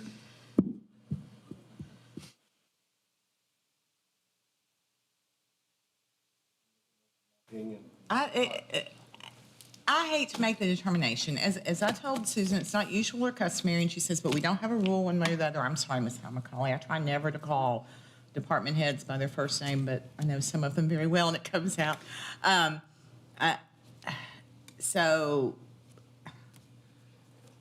unfortunately, well, and I did try to read over the transcript, but it's quite gibberishy. I don't know what the translate was, but I can't really. If I can interject, I think the issue, Mr. Jovance, Councilman Jovance can correct me if I'm wrong. I think the issue that he has, and I understand, is, of course, we have a motion to defer on the table right now anyway, but back when we were talking about Plan Gallatin and we got into the issue of the character area and then zoning, and I said at that time, and I stand by that it doesn't give them rights as to zoning. And I think the issue that Councilman Jovance has is that in this R8, it's not zoned right now and it's going to R8 PRD, even though what we would be doing is approving the zoning and this PMDP if it went to council and if it got approved, the R8 allows for more than the character area. The character area, as I'm going to look to planning to make sure this is correct, the character area allows from 2 to 5 residents per acre or units per acre. And this R8 PRD allows up to 6, I don't know what you said, Councilman Jovance. 6.5. And so his concern is that the zoning is allowing for more than the character area. That is the concern. As I tried to explain to Councilman Jovance, is if this moves forward, they would have, the applicant or whomever, if let's say it moves forward and we get the zoning and we approve the PMDP, but the development doesn't go through, and that does happen. It happens, it's happened in Gallatin before. So then they have this zoning, but we still have the character area, and the character area would still be 2 to 5. And so it would have to be within that character area. So I don't think the fact that the zoning allows for more negates anything with the character area. I don't know if there's a different zoning that fits in the plan now that it's been reduced, and I don't know. I don't know from planning, but that is the concern. Is that accurate, Councilman Jovance? The concern is, as you said during that meeting, and that Mayor Brown said during that meeting too, and that's highlighted in red there, is that you basically answered my question was, can we authorize a zoning where the was no? We cannot do that. Mayor Brown, same thing. And during the meeting again, we said that if we want to do that, we should have to change the character area. So that's why I want that, because I don't want to paraphrase you guys, and I want people to see it because that's what God said, and that's what I voted on. So I voted on the fact that we could not authorize a zoning who permit a higher density than what's proposed in max in a character area. And that God said at that meeting, that got said on a record. Legal said that was right. And so this R6 PRD cannot be approved by that council. The previous planner came back and say that was right. He said the council can do whatever they want. We can approve whatever we want. You came back and say, again, I would discourage that because that's going to open us to possible legal proceedings. So I don't want to open the city to legal proceedings, and I want to apply what was told at that meeting. And I would say to you that you have emailed me in the last couple of weeks on many other issues, and I would really appreciate it if it's something this major that you think has something that needs to be answered and discussed at a meeting, that you would have the respect to ask me that question before a meeting, so I'm not putting planning on the spot, and you're not putting anyone up here on the spot. I would really appreciate if you would do that in the future. The answer was on a meeting. I'm just putting what you said during that meeting. So I don't mean to interrupt, but I actually am recalling the discussion because the point that I was trying to make, and I think the one that Ms. McCauley likely was, is that the character area dictates what can go into a development in that area. The zoning, and I don't know who comes up with what zoning they're requesting, but like I feel very strongly that the character area dictates. So if this development were to fall through and it has R8 zoning, that we're still not going to allow whatever that maximum is based on the character area. Do you see what I'm saying? That is accurate, and that's what I discussed with Councilman Javance during the break. all right, let me read. 36 minutes, 18 in a meeting.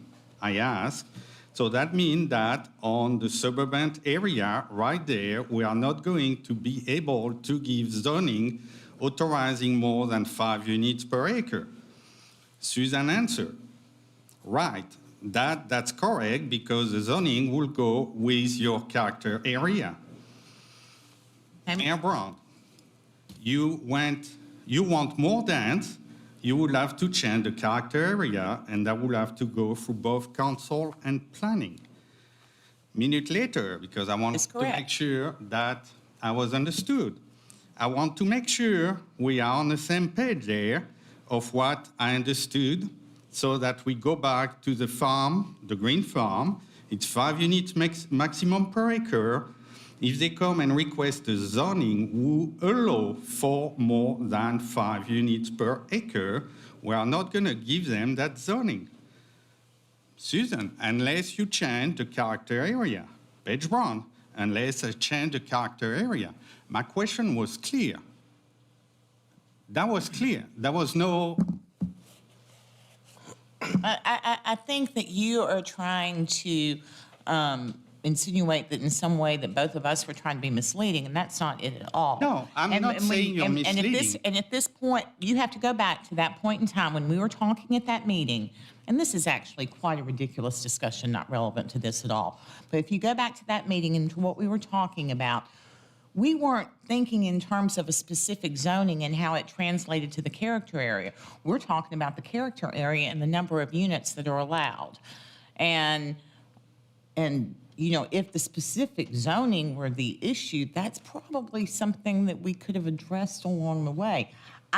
Like Ms. McCauley, I hate to put planning on the spot in any way, or maybe even the representatives for the project, but is there a zoning that would meet what his concerns are and encompass this and I understand that, you know, this is quite different, but it has to do with similar projects where they have had zonings that existed. The projects didn't happen.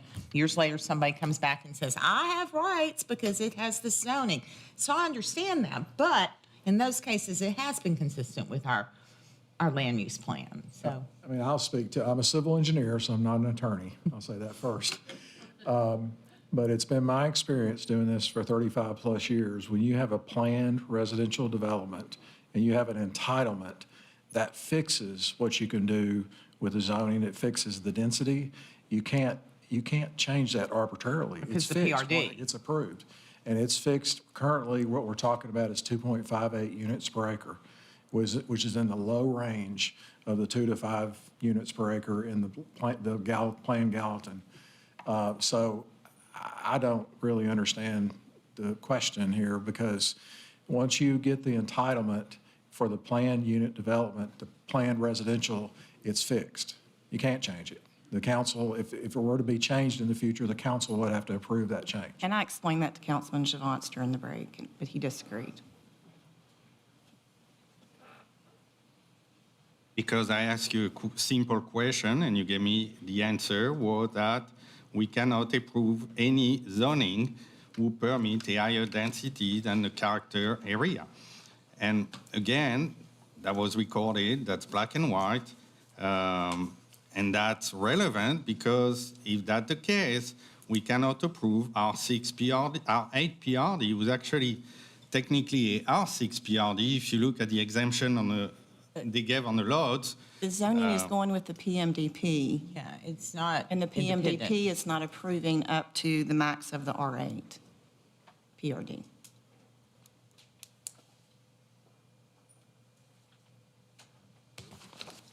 Not putting you, I'm not for it, but you look like you might have something you'd like to contribute. What I can say is that right now you have a plan in front of you that has a zoning attached to it and a master plan attached to it. That master plan has 2.6 units per acre. That zoning would stay in place regardless of what happens with that plan in the future unless they rezone. If that plan expires and someone wants to come back later, 5, 10 years from now, and they would like to use that zoning, you still have the comprehensive plan to limit that unit per acre to 2 to 5. That is still a document you can use. And that's something that's different than the past because the council has not passed a comprehensive plan in the past. That was the whole purpose of the council adopting this instead of just the planning commission. Yes, so. Can I ask a question? Is the concern that we're in this character zoning, it's from 2 to 5, and that if this plan falls through, that somebody in the future can come back and Yeah, put in 5 per acre? That's what she just addressed, yeah. That's what I'm just trying to figure out exactly what the concern was. Well, he was concerned that it could go beyond that 5 at some point in the future, and Ms. Ogden explained why it can't, Ms. Hamacali explained why it can't, and I'm trying to follow along, so. So where are we? We had a motion before we took our recess. We had a motion and a second to defer to the next work session.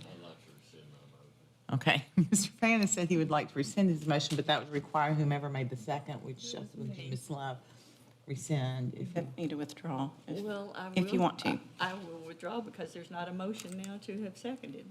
I make a motion to defer it to the next work session. Motion to defer. We do not have a second again. Mr. Harrison, I know that you told me you had something you would like to relay. Yes, ma'am. I would just like to add one thing. We've been listening very closely tonight. We will plan to come back to the next session of council, the first reading, with a reduction in the townhomes. I don't have that exact number tonight, but I will have that and I will present that. We're listening. We want to make adjustments to accommodate that, and I just want that. I just wanted to say that out loud. Not only that we were listening, and we were obviously listening, but we're hearing, and we're going to make some adjustments. A lot of discussion. So I don't know if that changes the position of any member of this I'd like to No. make a motion that we move it to the council. We have a motion already. And we had a motion, but we It's didn't have a died. second. So it dies for lack of a Can you second. second? No? I didn't say anything, but. Sorry. Wait a minute. Because I'm so confused by what's going on. I know. My thing was to allow Craig Hayes to weigh in on this. Is that's the motion that, Pascal, that's what you're wanting to make the motion to? Sure. He's Asking to defer. But Miss Councilwoman George has made a motion to move it to first reading, because it does go through 2 readings. I do not have a second for that. Second. I determine that is died for lack of a second. I now have a second from Councilman Carter to Councilwoman George's motion, so that makes that the active motion at this point. But, you can take action from there. I would like to have Craig here. We can still have Craig here to speak about it with it moving to council next week.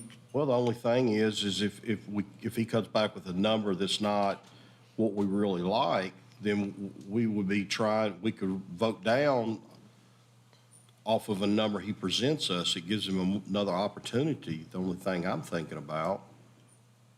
I mean, at that time, if we needed to, we could defer it at that time. Yeah, and he's But I heard think us. Jim has been willing to work with us and to work with whomever that needed or had a concern. I don't think that he is going to come back with anything ridiculous. I could be wrong, I just don't think that he's going to do that. I'll do And we it either still way. give him I the mean- time to do that now.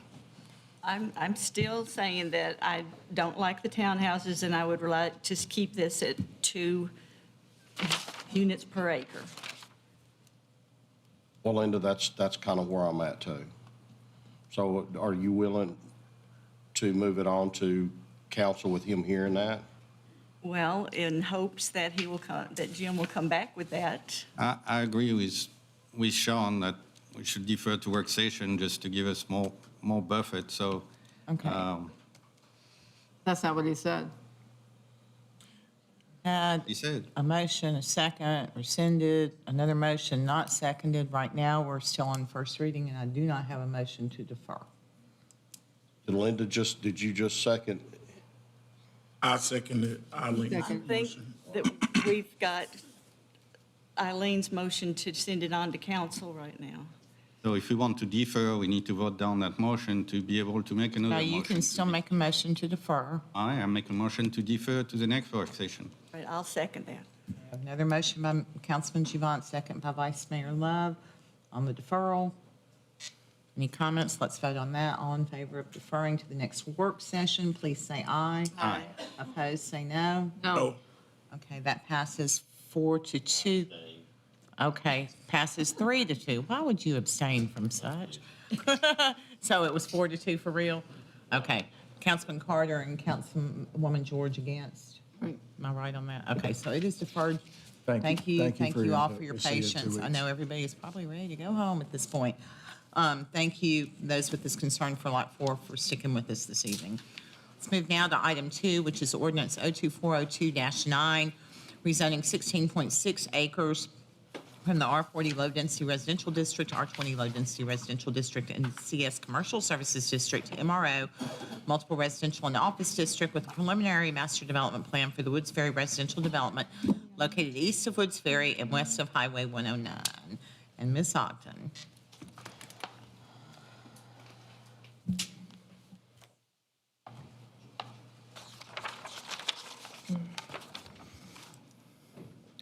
This property is located south of Nichols Lane. It is between Woods Ferry Road and Highway 109. It's approximately 16.6 acres.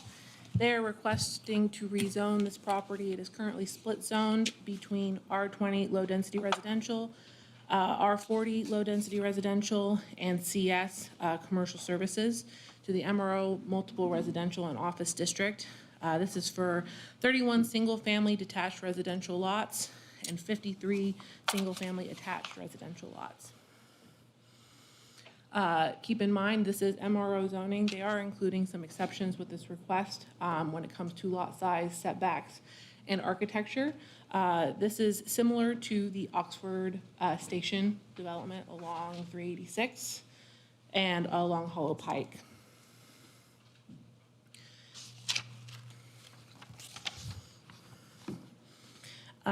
This property does have a split character area. Let me bring up that specific map for some context. Property we are looking at is right here. It does include a suburban character area along Woods Ferry and a general urban character area along Highway 109. They are requesting a density of approximately 5.8 units per acre. Keep in mind that suburban does have a density range of 2 to 5 units per acre, while general urban has a density range recommendation of 5 to 15. The architecture includes predominantly a hardy board product with some brick product, depending on if it is attached unit versus the single-family units. As for the plan itself, they are showing single-family units that would face along Woods Ferry Road with a spine road that goes through the middle of the development with single-family facing out into an open space tract in the center with access to garages and driveways along the main alley roads. Staff did have conditions included in this plan to keep in mind architecture along 109, making sure that they are keeping in mind the views both from Woods Ferry and 109.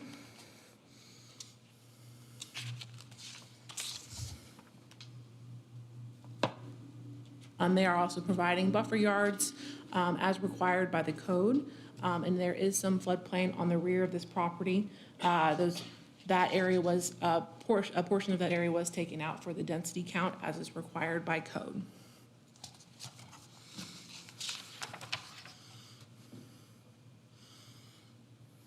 Planning Commission did recommend approval of this plan with a vote of 6-0 for this master plan and rezoning request, and the applicant is here to answer any questions you might have this evening. Thank you.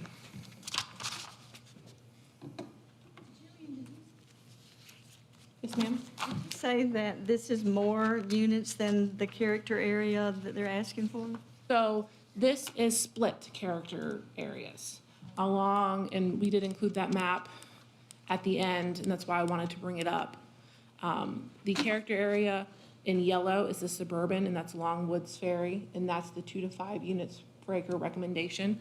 And the orange is the general urban, and so that's a 5 to 15, and so they're asking for about 5.8. So I just wanted to bring that up for consistency, for discussion purposes. Yes. To piggyback on that, when I look at the map and the character area, looks like that actually the development is all in a suburban. There is, all the buffer is on the general urban, but the development is on the suburban side. Yes, due to floodplain, yes, sir. Yeah, so we should apply the suburban development area, so we should not give them, let them build higher than the 5 units per acre. And that's for this body to discuss. I'd like to make a motion to move it forward.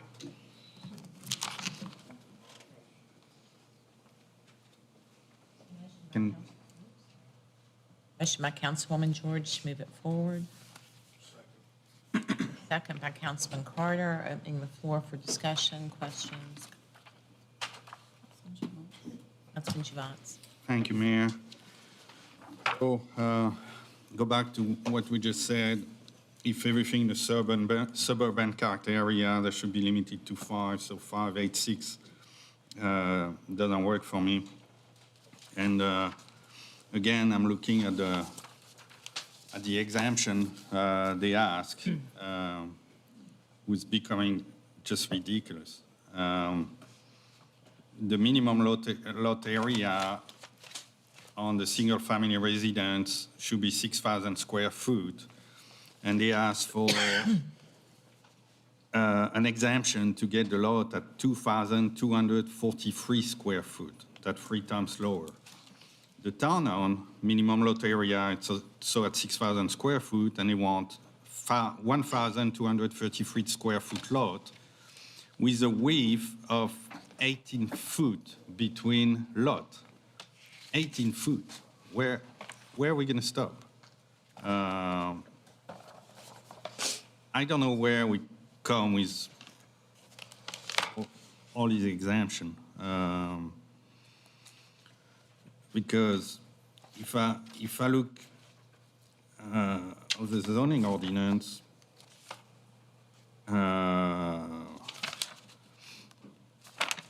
there is, if I go on chapter 15:07 for the amendment, granting of exemption, blah, blah, blah, blah, blah, blah. if it's maybe necessary or desirable to achieve the objective of the proposed plan development, exemption may be granted in accordance with the following provision in order to achieve a more desirable site development. You really think that putting people at 8 feet to each other, it's more desirable. The more smaller we go, a lot 3 times smaller than what the zoning give us. It's just, you know, where are we going to stop? Where are we going to stop on the lot side? 1,200, a lot of 1,200 foot. Well, you know, what going to be the floor plan of these places back there? And another staff who's on a report is that maybe you have the answer for that. The state of Tennessee acquired portions of the property adjacent to Softwater and Highway 109 as part of the widening project in 2015. How much is that portion is that included in a plan? And is that part of the buffer on the plan? And where that's going to go if they go with the project? That was when they did the expansion, so they've already done that roadway expansion. Okay, Yeah, so it doesn't include that in this plan. all right. But again, I'm going to make a motion to defer because the density doesn't match the character area. So I don't think we should authorize anything. We just talk about that. There should be 5 max. It's more than 5. We should not authorize it. So I'm going to make a motion to defer to the next work session to give them time to look into it and come back with something different. I have a motion to defer. I do want to say that I failed to give the representative for the project an opportunity to speak, and I think it would be appropriate that we do that. Sure. You're okay with that, Mr. I'll remove my motion for now. Thank you. I'm so sorry, gentlemen. It It's was, fine. Corey Nelson, 615 Design Group. I'm the civil engineer in the project. I do want to speak to the density that was stated. The 5.84 was the maximum allowed, taken in both character areas, and using the 50% reduction in the floodplain. Right now, that would be 97 units, 97.3. Sorry, I'm a nerd. The provided is 84 units, which would be 5.04 units. Speaking to the exceptions as far as the lot adjustments that we're trying to make for this, that is in the desirable open space area that we're using. That is not throughout the whole development, because those lots front the open space. We want to give those people the ability to be able to use those more as like a courtside kind of open space as their rear loaded alleys. And also just to speak to the 109 facade that planning mentioned, we are providing the required 70% brick or stone for those that front Woods Ferry or 109. Happy to answer any other questions. How did this come out of planning? What was the vote? I think it was unanimous. Unanimous. Yeah. The location is But I mean, perfect for it. honestly, the discussion about the conflict with the character area was not had. I mean, that was kind of, the way you presented tonight was different to me than I recalled. I do not want to be in conflict with that in any way, especially considering the previous discussion. But we felt like at the end of the day, we felt like for where it is and how they handle the surrounding property. And it goes down in an incline too. Yeah, So you're not yeah. going to see anything. I hear the conversations about, the bad density and, the small lot sizes. But we also saw whatever was presented earlier this evening with the median home price of $400,000. And there aren't many people that work for the city of Gallatin that could afford that. Exactly And- right. Percentage brick. Sorry, what? So the ones that are on the outside that are facing 109, and then the ones that are facing Woods Ferry, those would be 70% brick or stone. The rest, we would be asking for hardy with the brick as the accent for those. Great location for the product. And just a note with planning and everything else, it was mentioned to add more surface parking for those units, and we did provide that. And we provided it in a measure that encompassed the property and wasn't just loaded in one spot, those added parking spots, in order for people that all around the units for parties, events, people coming over, that they can use those in a manner that kind of represents the community in that spot. They listen to us. But again, we come back to what the rules are, and if we diverge from the rule, we create a precedent, and when the next one's gonna arrive, and now Lock 4's gonna arrive and say, hey, you let them put 5.6 on suburban zoning, we want the same. And what we're gonna do? We're gonna do no, and I know who they're gonna call right away. So. Just a note, we are not asking for exception for character area. The mixed character area allows for a max of 5.84. I believe it may have been misstated. We're only getting 5.04 for that, so we are still within the character area of those combined. So we're not asking for an exception at all for that. I'm so sorry, I need to clarify. The 5.8 is if you take out the 50% for the floodplain. So if it wasn't floodplain, then yes, it would be 5. But because there's floodplain, they can't include 50% of that in their density counts. That's why it's 5.8. Thank you. So the density is 5.8. No, but again. So if you look at the calculation in the site plan, I think it's being misseen. We did a total maximum allowed and then a total provided density. If you look at the 50% of the floodplain, you'll see in the site plan, you'll look in the bottom right-hand corner, there will be a 5.84 for 97.3 units if we provided those. We are providing 84 units, so that would be 5.04, which is under the maximum allowed mixed character area of 5.84. So I'm just curious, and maybe you're talking about mixed character area, but I think I missed that on the plan, Gallatin. Where is that? The mixed character area? The mixed character area, as Plan Gallatin took the property and has MRO and suburban character on the property. That's where that is coming from Plan Gallatin. If you look back at the map. No, but what I'm saying that I missed on the plan Gallatin, I never seen it, who said that because a property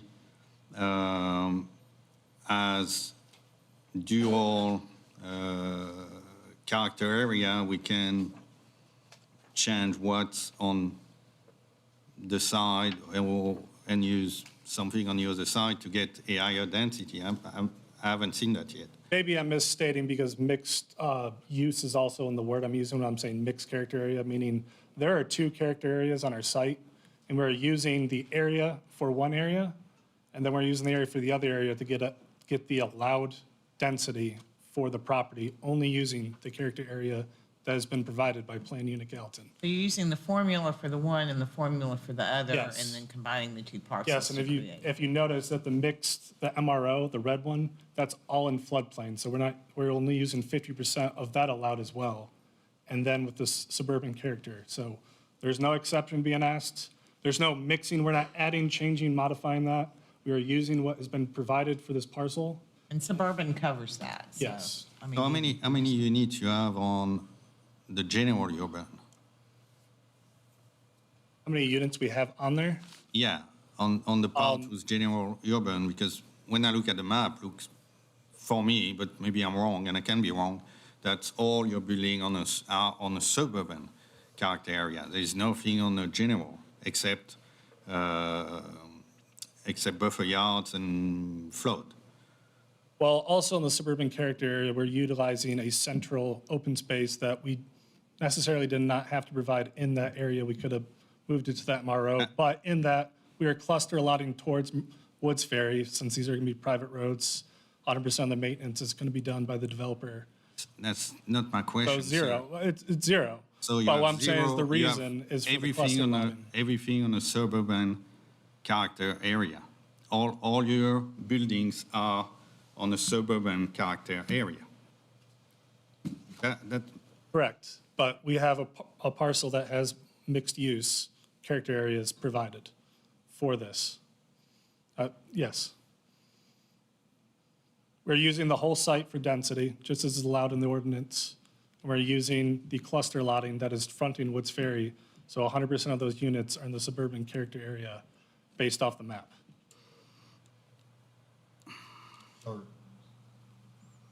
southwestern corner of this, is this existing trees or is this buffering up here? Coming off of Woods Ferry Road, you got one house right here. And I think that white thing that I'm seeing is probably gonna be a garage or a building right there. Am I right in saying this is the southern, western part of the property, southwestern?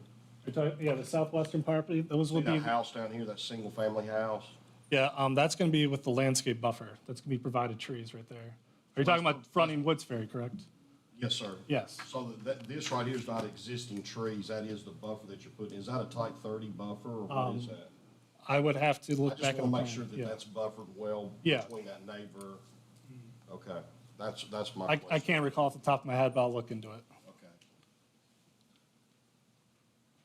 Okay. Again, we're going back to the character area. I read Plan Gallatin, I never seen anything would tell that we can use one character area with the other to get more density on one side on the other. All the buildings are on the suburban. We need to apply the suburban character area to the buildings on the suburban. That's how I read Plan Gallatin, and that's how I read. So maybe I'm wrong, but I haven't seen in the Plan Gallatin, maybe that should have been there, this case. I haven't seen it. We talk about character area for a place. So if all the buildings are on suburban, we should follow the suburban with 5 max. Even if you had 5 or 8, it's more than 5. So I'm going to make my motion to defer because I want to the next work session because I want to get legal advice on that, and I want to talk to our planner to see what his take is on, because I don't want to open us to legal or to create something which is going to come later on because we're going to authorize something we should not. So I think that's how we should approach it to make sure we don't do anything which is going to bite us later on. Motion to defer from Councilman Juvance. Motion dies for a lack of a second. Sir, did you have something? You stepped up like you were going to say something. You. Oh, no, I was just wondering if he had a question, but he didn't, so I was looking. No, I'm good. So we still have a motion, a second, to move it to first reading. Is there any further questions or discussion before we vote on that? Okay, all in favor of moving ordinance 02402-9 to first reading at Gallatin City Council, please say aye. Aye. Opposed, please say no. No. Moves forward with a vote of 5-1. Thank you. Item number 3 is Resolution R2402-11, adopting a plan of services for the annexation of a portion of 2 parcels totaling 49.36 acres. Tax map 137, parcel 00703, and PO, tax map 137, parcel 00705, located northeast of Lower Station Camp Boulevard and southwest of Big Station Camp Boulevard. Ms. Ogden. For the proposed annexation of 49.36 acres. This includes 2 parcels that are contiguous with the Gallatin city limits. As you'll see, those 2 parcels are hatched on your screen, and the city limits is the blue line that is along the north, east, and south side of them. The applicant is requesting annexation of these 2 parcels. This is adjacent to our urban growth boundary, which is in green to the south of these properties. This is one of the last little enclaves on this side of town. You have McCain Station across the street, an existing apartment complex to the north. So it is surrounded on 3 sides by Gallatin city limits. Should this request go through the process, the adjacent 3 parcels in the middle will then come in and are also planning on requesting annexation. Currently, this is 2 different property owners. There are no development plans at this time. They're requesting annexation independent of anything like that. And the applicant is here this evening. Planning Commission did recommend approval of this request at a 7-0 vote. I'd ask if the applicant or representative for the applicant has anything that they would like to share with this body.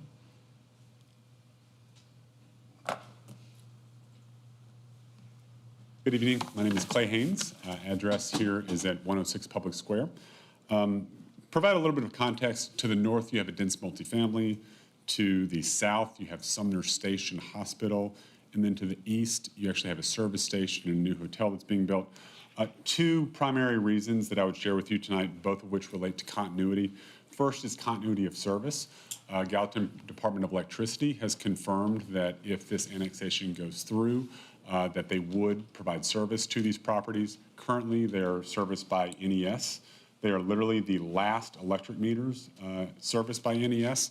And so that's number one. Number two, when you think about whatever this should become, there's a continuity of planning.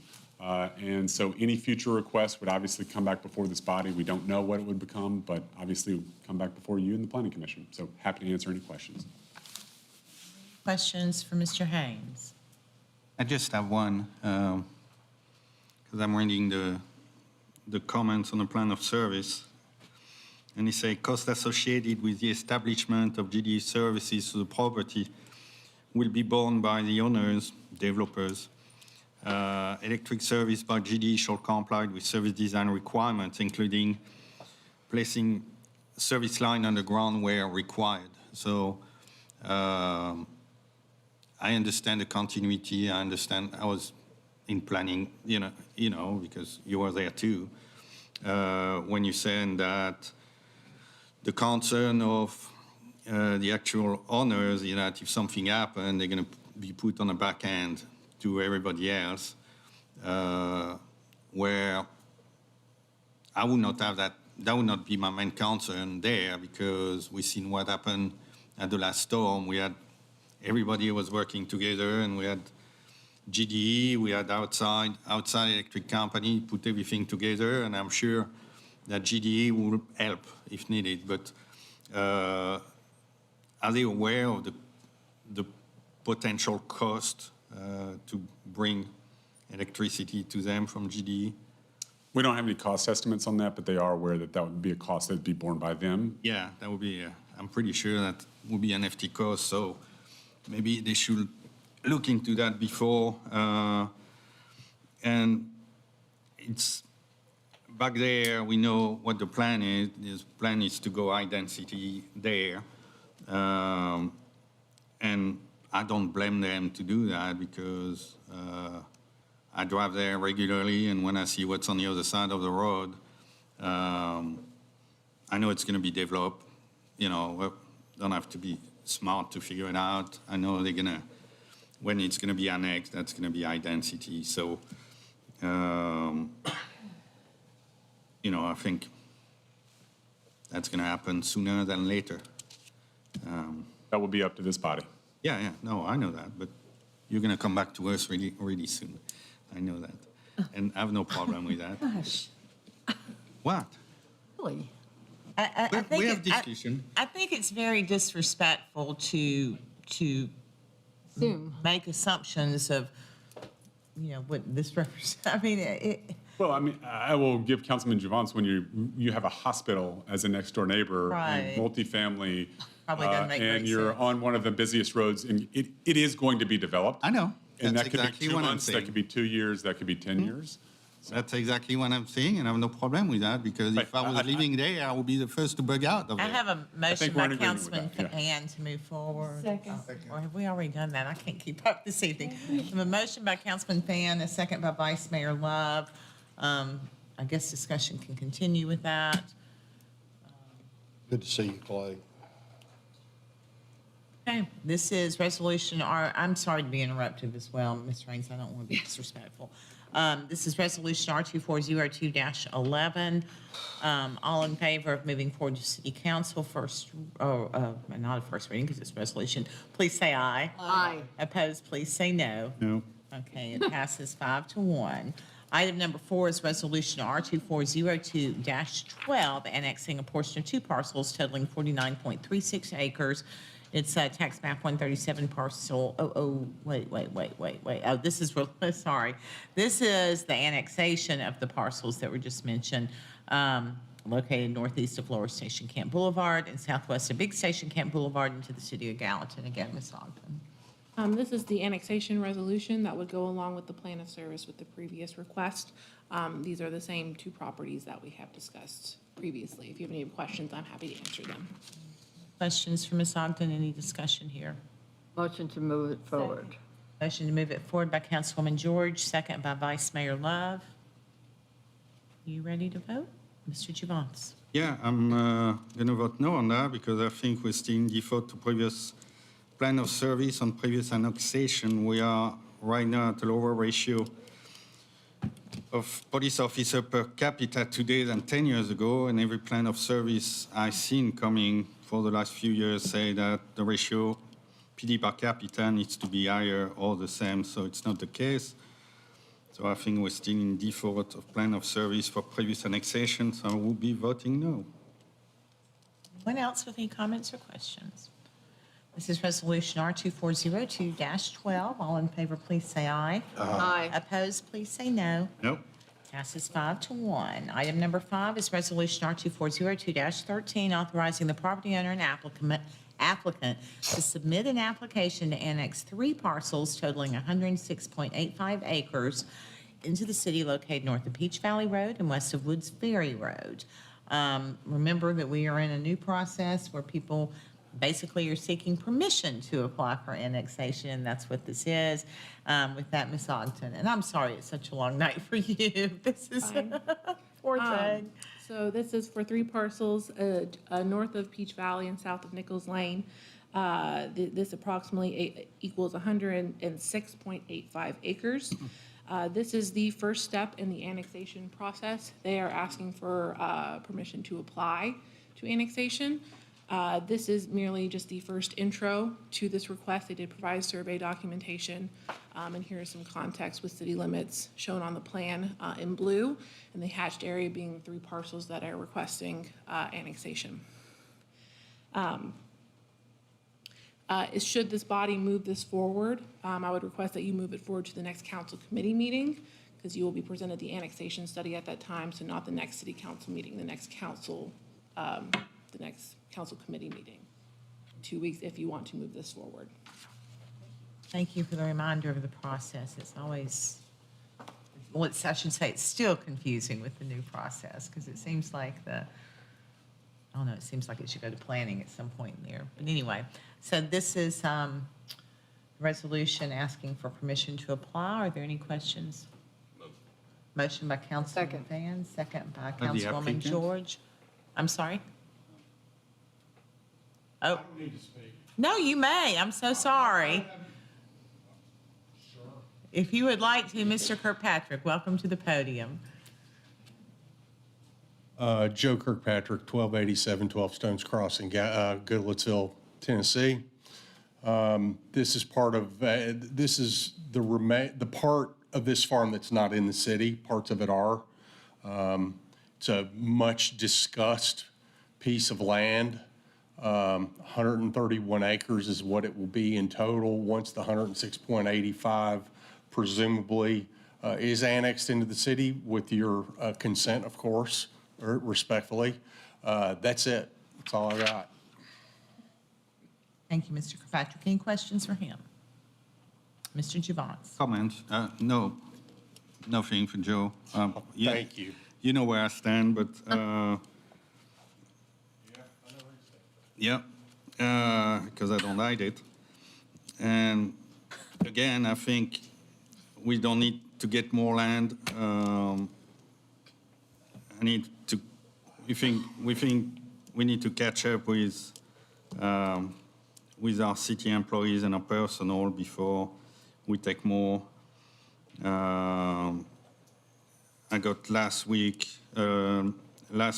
we basically had 2 openings in the planning department, opening in the PD, 3 in stormwater with 33% of the department, 5 in public works, street was 21% of the department, 5 in gas was 18% of the department, 5 in sewer was 29% of the department, 8 in water with 30% departments. So we're missing 31% of our utility personnel. And I think, again, we're going to take more and more and more. And I think we need to take care of what we have first and catch up on our department, because I don't think it's fair to our employees to put them to that kind of pace. So I will be voting no. Else with comments or questions? Okay, this is Resolution R2402-13. All in favor, please say aye. Aye. Opposed, please say no. No. Passes 5-1. Item 6 is Resolution R2402-14, authorizing the property owner and applicant to submit an application to annex a 77.55-acre parcel into the city located north of Hicks Lane and west of Dobbins Pike. Yes, the applicant is also, this is the same process as the previous one. If you do move it forward, I would ask you to do it to council committee.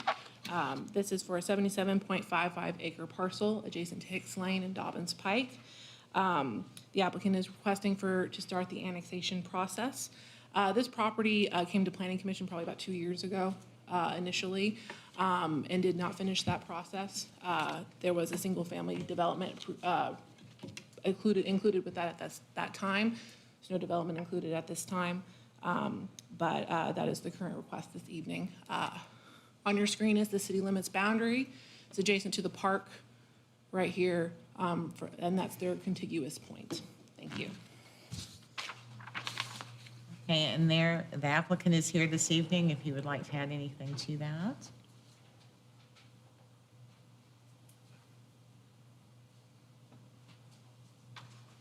Hello, everyone.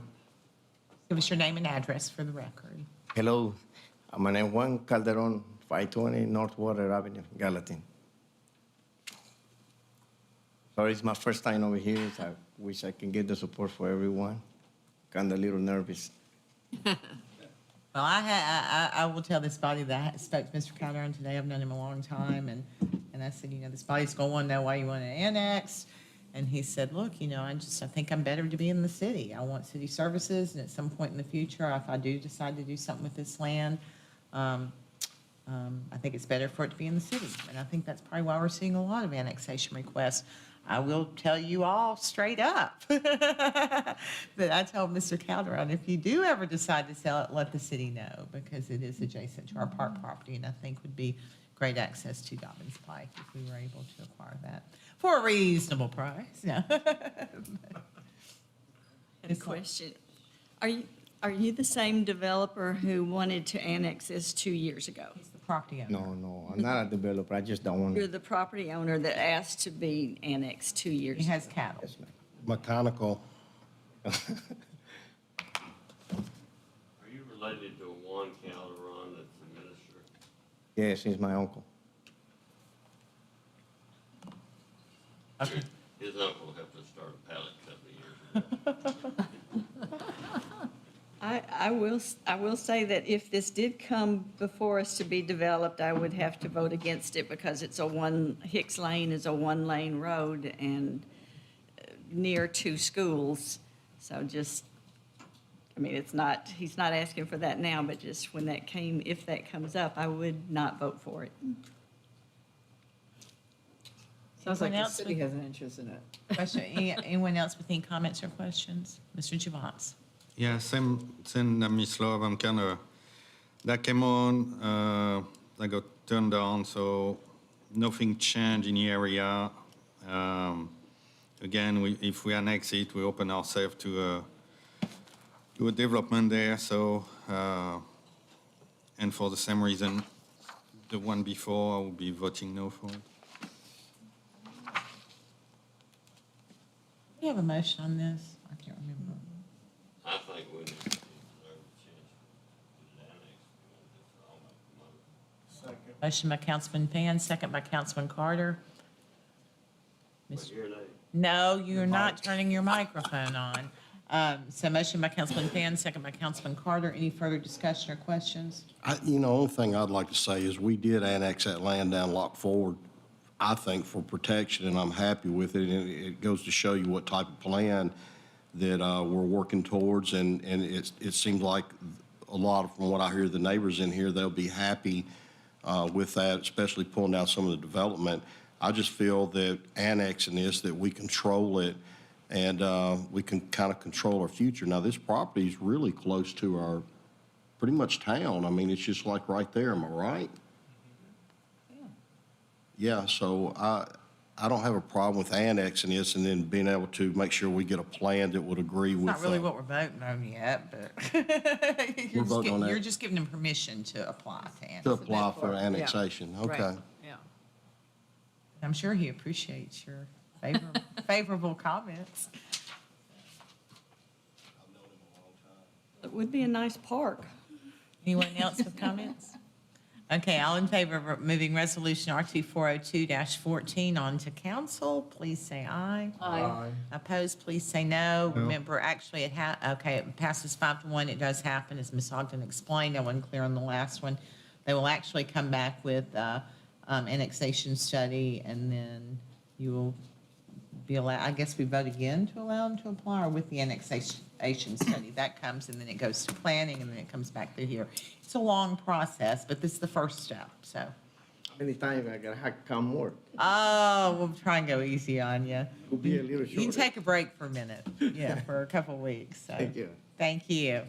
Item number 7 is ordinance 02402-5. Ms. Nichols. Thank goodness Ms. Ogden got to go home. I hope someone checks. Was ready to her. put her feet up. A few months ago, council moved the marketing position from within the Parks and Recs budget over to the mayor's budget. We moved the position via resolution, but we never did move the money. This ordinance is moving the money from Parks and Rec, Golf, and Civic Center budget lines into the marketing budget. Motion to Should have sent it on. Motion by Vice Mayor Love, second by Councilman Carter. Any questions, any discussion? Okay, this is ordinance 02402-5. All in favor of moving forward to council, please say aye. Aye. Opposed, say no. Passes unanimously. Item 8 is resolution R2402-10, declaring the intent of the city of Gallatin to reimburse itself for certain expenditures relating to natural gas system projects with the proceeds of tax-exempt bonds or notes to be issued in an amount not to exceed $9 million. Ms. Nichols? In the coming months, we anticipate issuing a gas bond. It will service two different areas. One would be the extension of our gas line on up to the city of Westmoreland. I believe the mayor and one of their representatives came a few months ago requesting support of that. And then the other piece of this would be the West Loop gas line extension. We have applied for a grant for the West Loop, but it looks like it's going to take quite a while before we hear back as to whether or not we've been awarded that one. This resolution simply states that upon passage of this resolution, whenever we do issue the bonds, we can reimburse ourselves for any expense related to that project that occurs between this time and the actual bond proceeds being received. Everyone understand that? Any questions? Clearly. Thoughts? Yes, Mayor.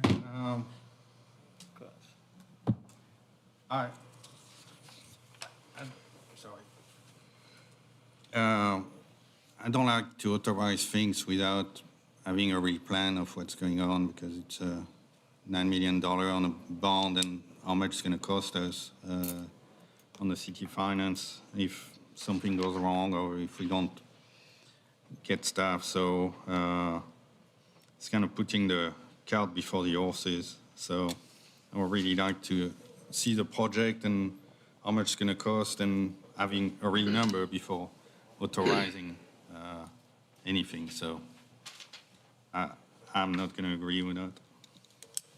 I'll just say the work has to be done. This is just providing a provision where we can cover it by bond and not necessarily by existing funds within GPU. And for the GPU is ratepayer covered on, with rates. So there's not a taxpayer. Add to what I said, Ms. Nichols. I feel like I'm talking gibberish at this point in the evening. About ready for another bathroom break. Okay, so this is Resolution R2402-10. All in favor say aye. Aye. Opposed say no. Passes 5-1. Before we move on to the next one, while we're still on bond issues, a couple of years ago, maybe now, it seems like it's been a while, this body passed a resolution that would allow us to refund or refinance parts of the 2011 bond. We did refinance some pieces of it, but not all of them because interest rates weren't favorable. Now that interest rates are dropping, we are moving back into a favorable period for that. Just wanted to let you know that we may be refunding some more pieces of the 2011 water sewer bond to take advantage of lower rates. Also, effective January 1 of this year, the 2014 general obligation bonds can now be considered for refunding opportunities, and we are monitoring the rates on those. And on July 1st, upcoming, the 2014 water sewer bonds will also qualify to be considered for refunding. So we are watching the rates on those, and we may be back requesting for you to authorize us to refund those bonds and get some interest savings on those projects. I appreciate you watching that and staying on top of it. So moving on along then to item number 9, it's ordinance 02402-10, appropriating funds to reallocate bond proceeds and allocate earned interest. Last month, I requested some funds for arbitrage evaluations on our bond issues, and we have a couple of old bond issues out there that I would really like to have fully expended. This ordinance is requesting to move some projects between funds. We're not changing any dollar amounts. We're not changing any projects. We're just moving the source of the funding for these projects.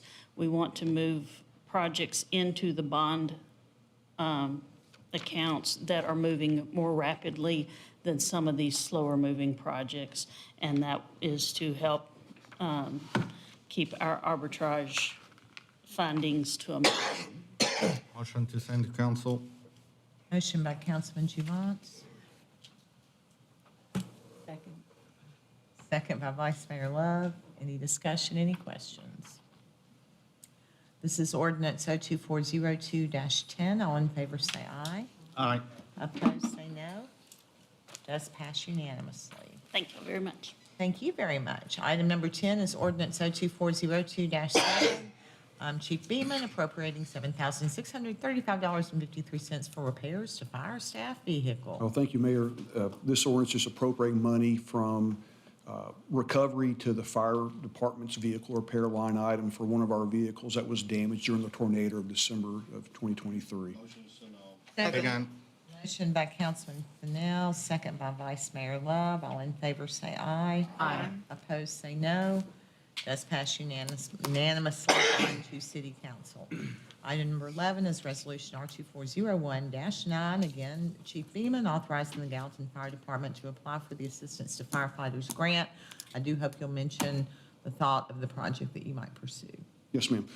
This resolution is to authorize the fire department to apply for the FEMA Assistance to Firefighter Grant. We're asking for a maximum grant request of $100,000, and under the rules, that would commit the city to 10% of the monies that were awarded from FEMA.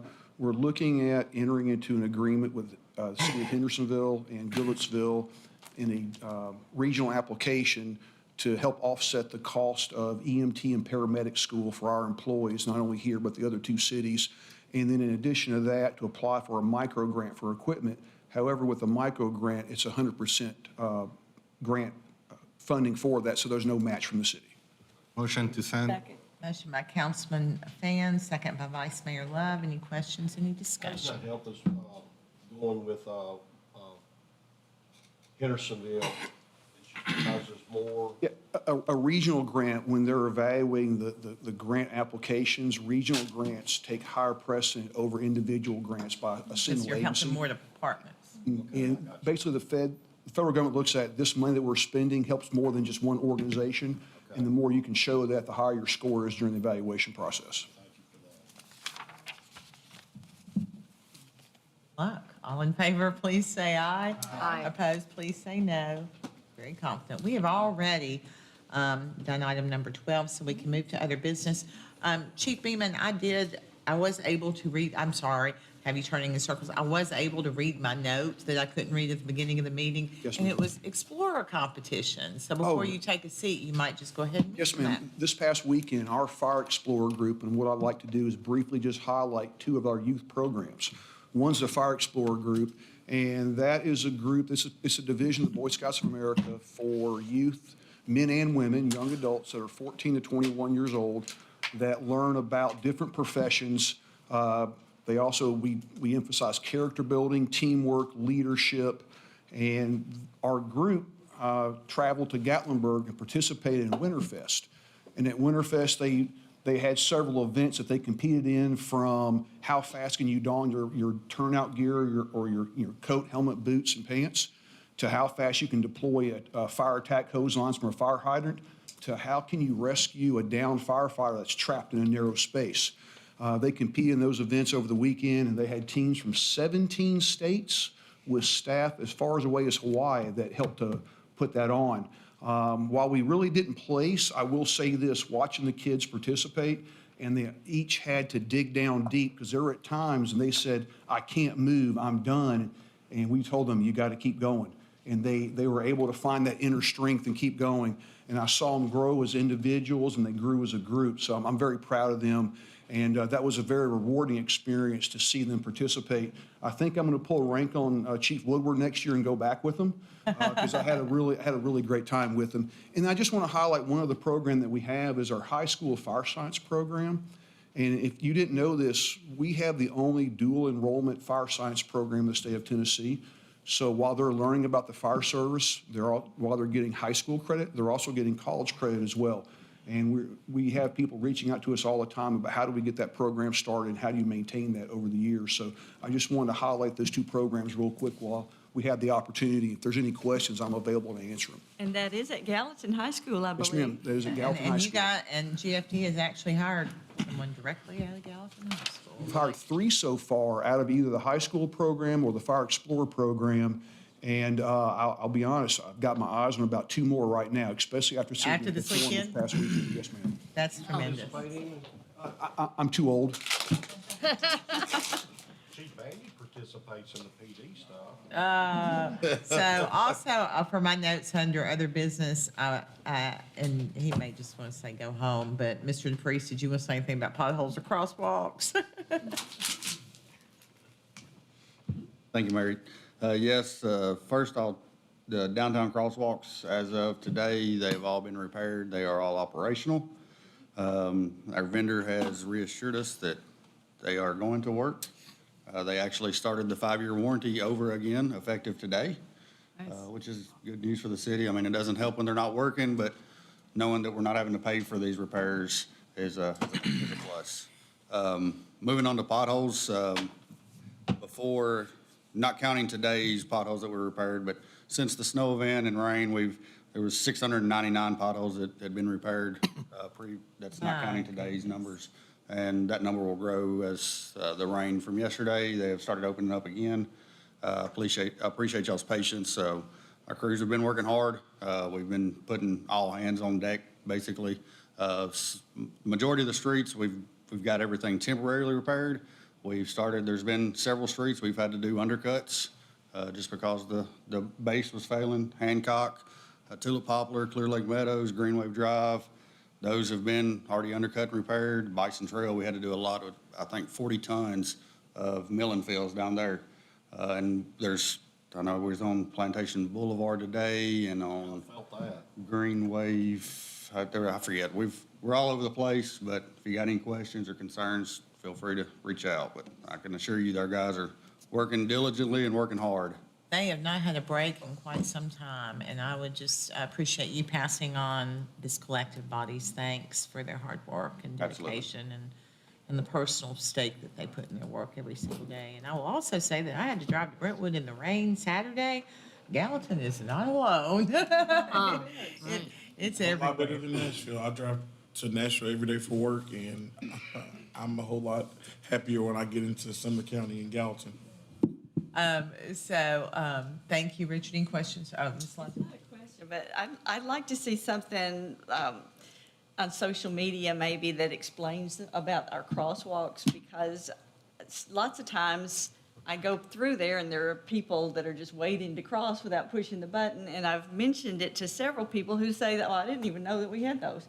So, if we could maybe just mention it on, or show it on social media and get the word out that we Do a have crosswalk those. demonstration. I'll be happy to work with you, Mr. Mitchell.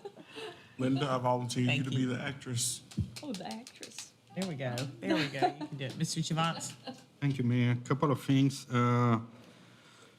When the citizen last week, we commented on the clubhouse on the golf course, so. Okay, so you're finished with Mr. DePriest? Oh, yeah. Okay, so I guess now we've moved on to other business. Okay. Other business. Yeah, citizen last week commented on the bathroom in the clubhouse, so we talked about that a few times, and I'd like to know if we had an update on the repairs.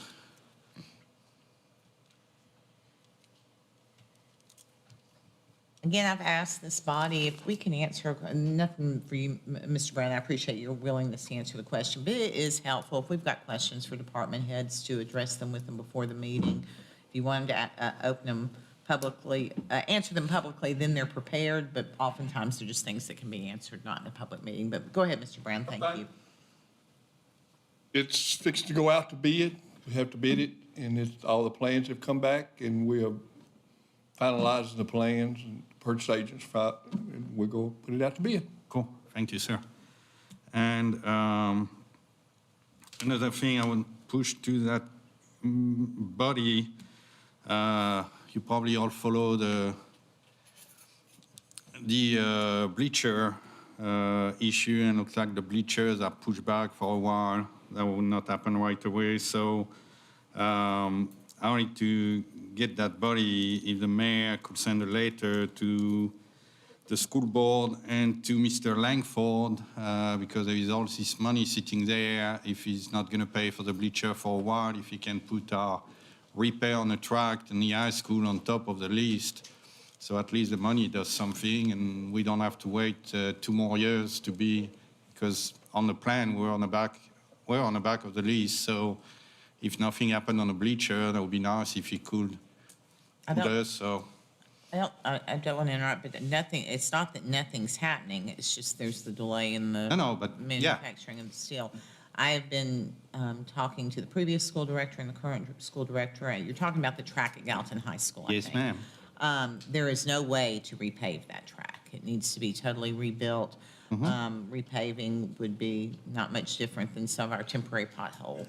And so I think being rebuilt is the only option, but Dr. Langford has told me that they are working to make that more of a priority. And so I would simply encourage everyone to really pressure your school board members and Dr. Langford, I'm sorry, to take care of that track, because it really is a travesty that we don't have a track at Gallatin High School. Absolutely, ma'am. That people can use. It's been a long time. It's been a long time. I mean, I've been hearing about it the whole time I've been in office, if that's a clue. If you could send a letter on behalf of the city to. I don't mind doing that. That would be great, and I would probably add more weight on that. So I'll make a motion for that.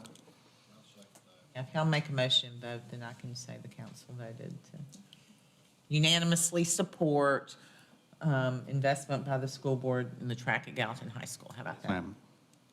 Sound good? Okay. Motion second. All in favor, say aye. Aye. Opposed, say no. I will do this. Okay. Any other business this evening?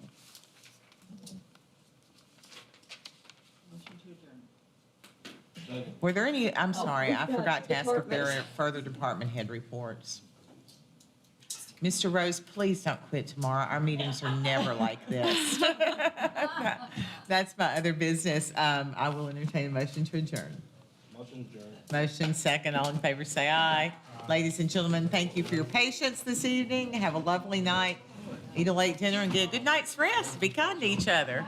Hey, everybody.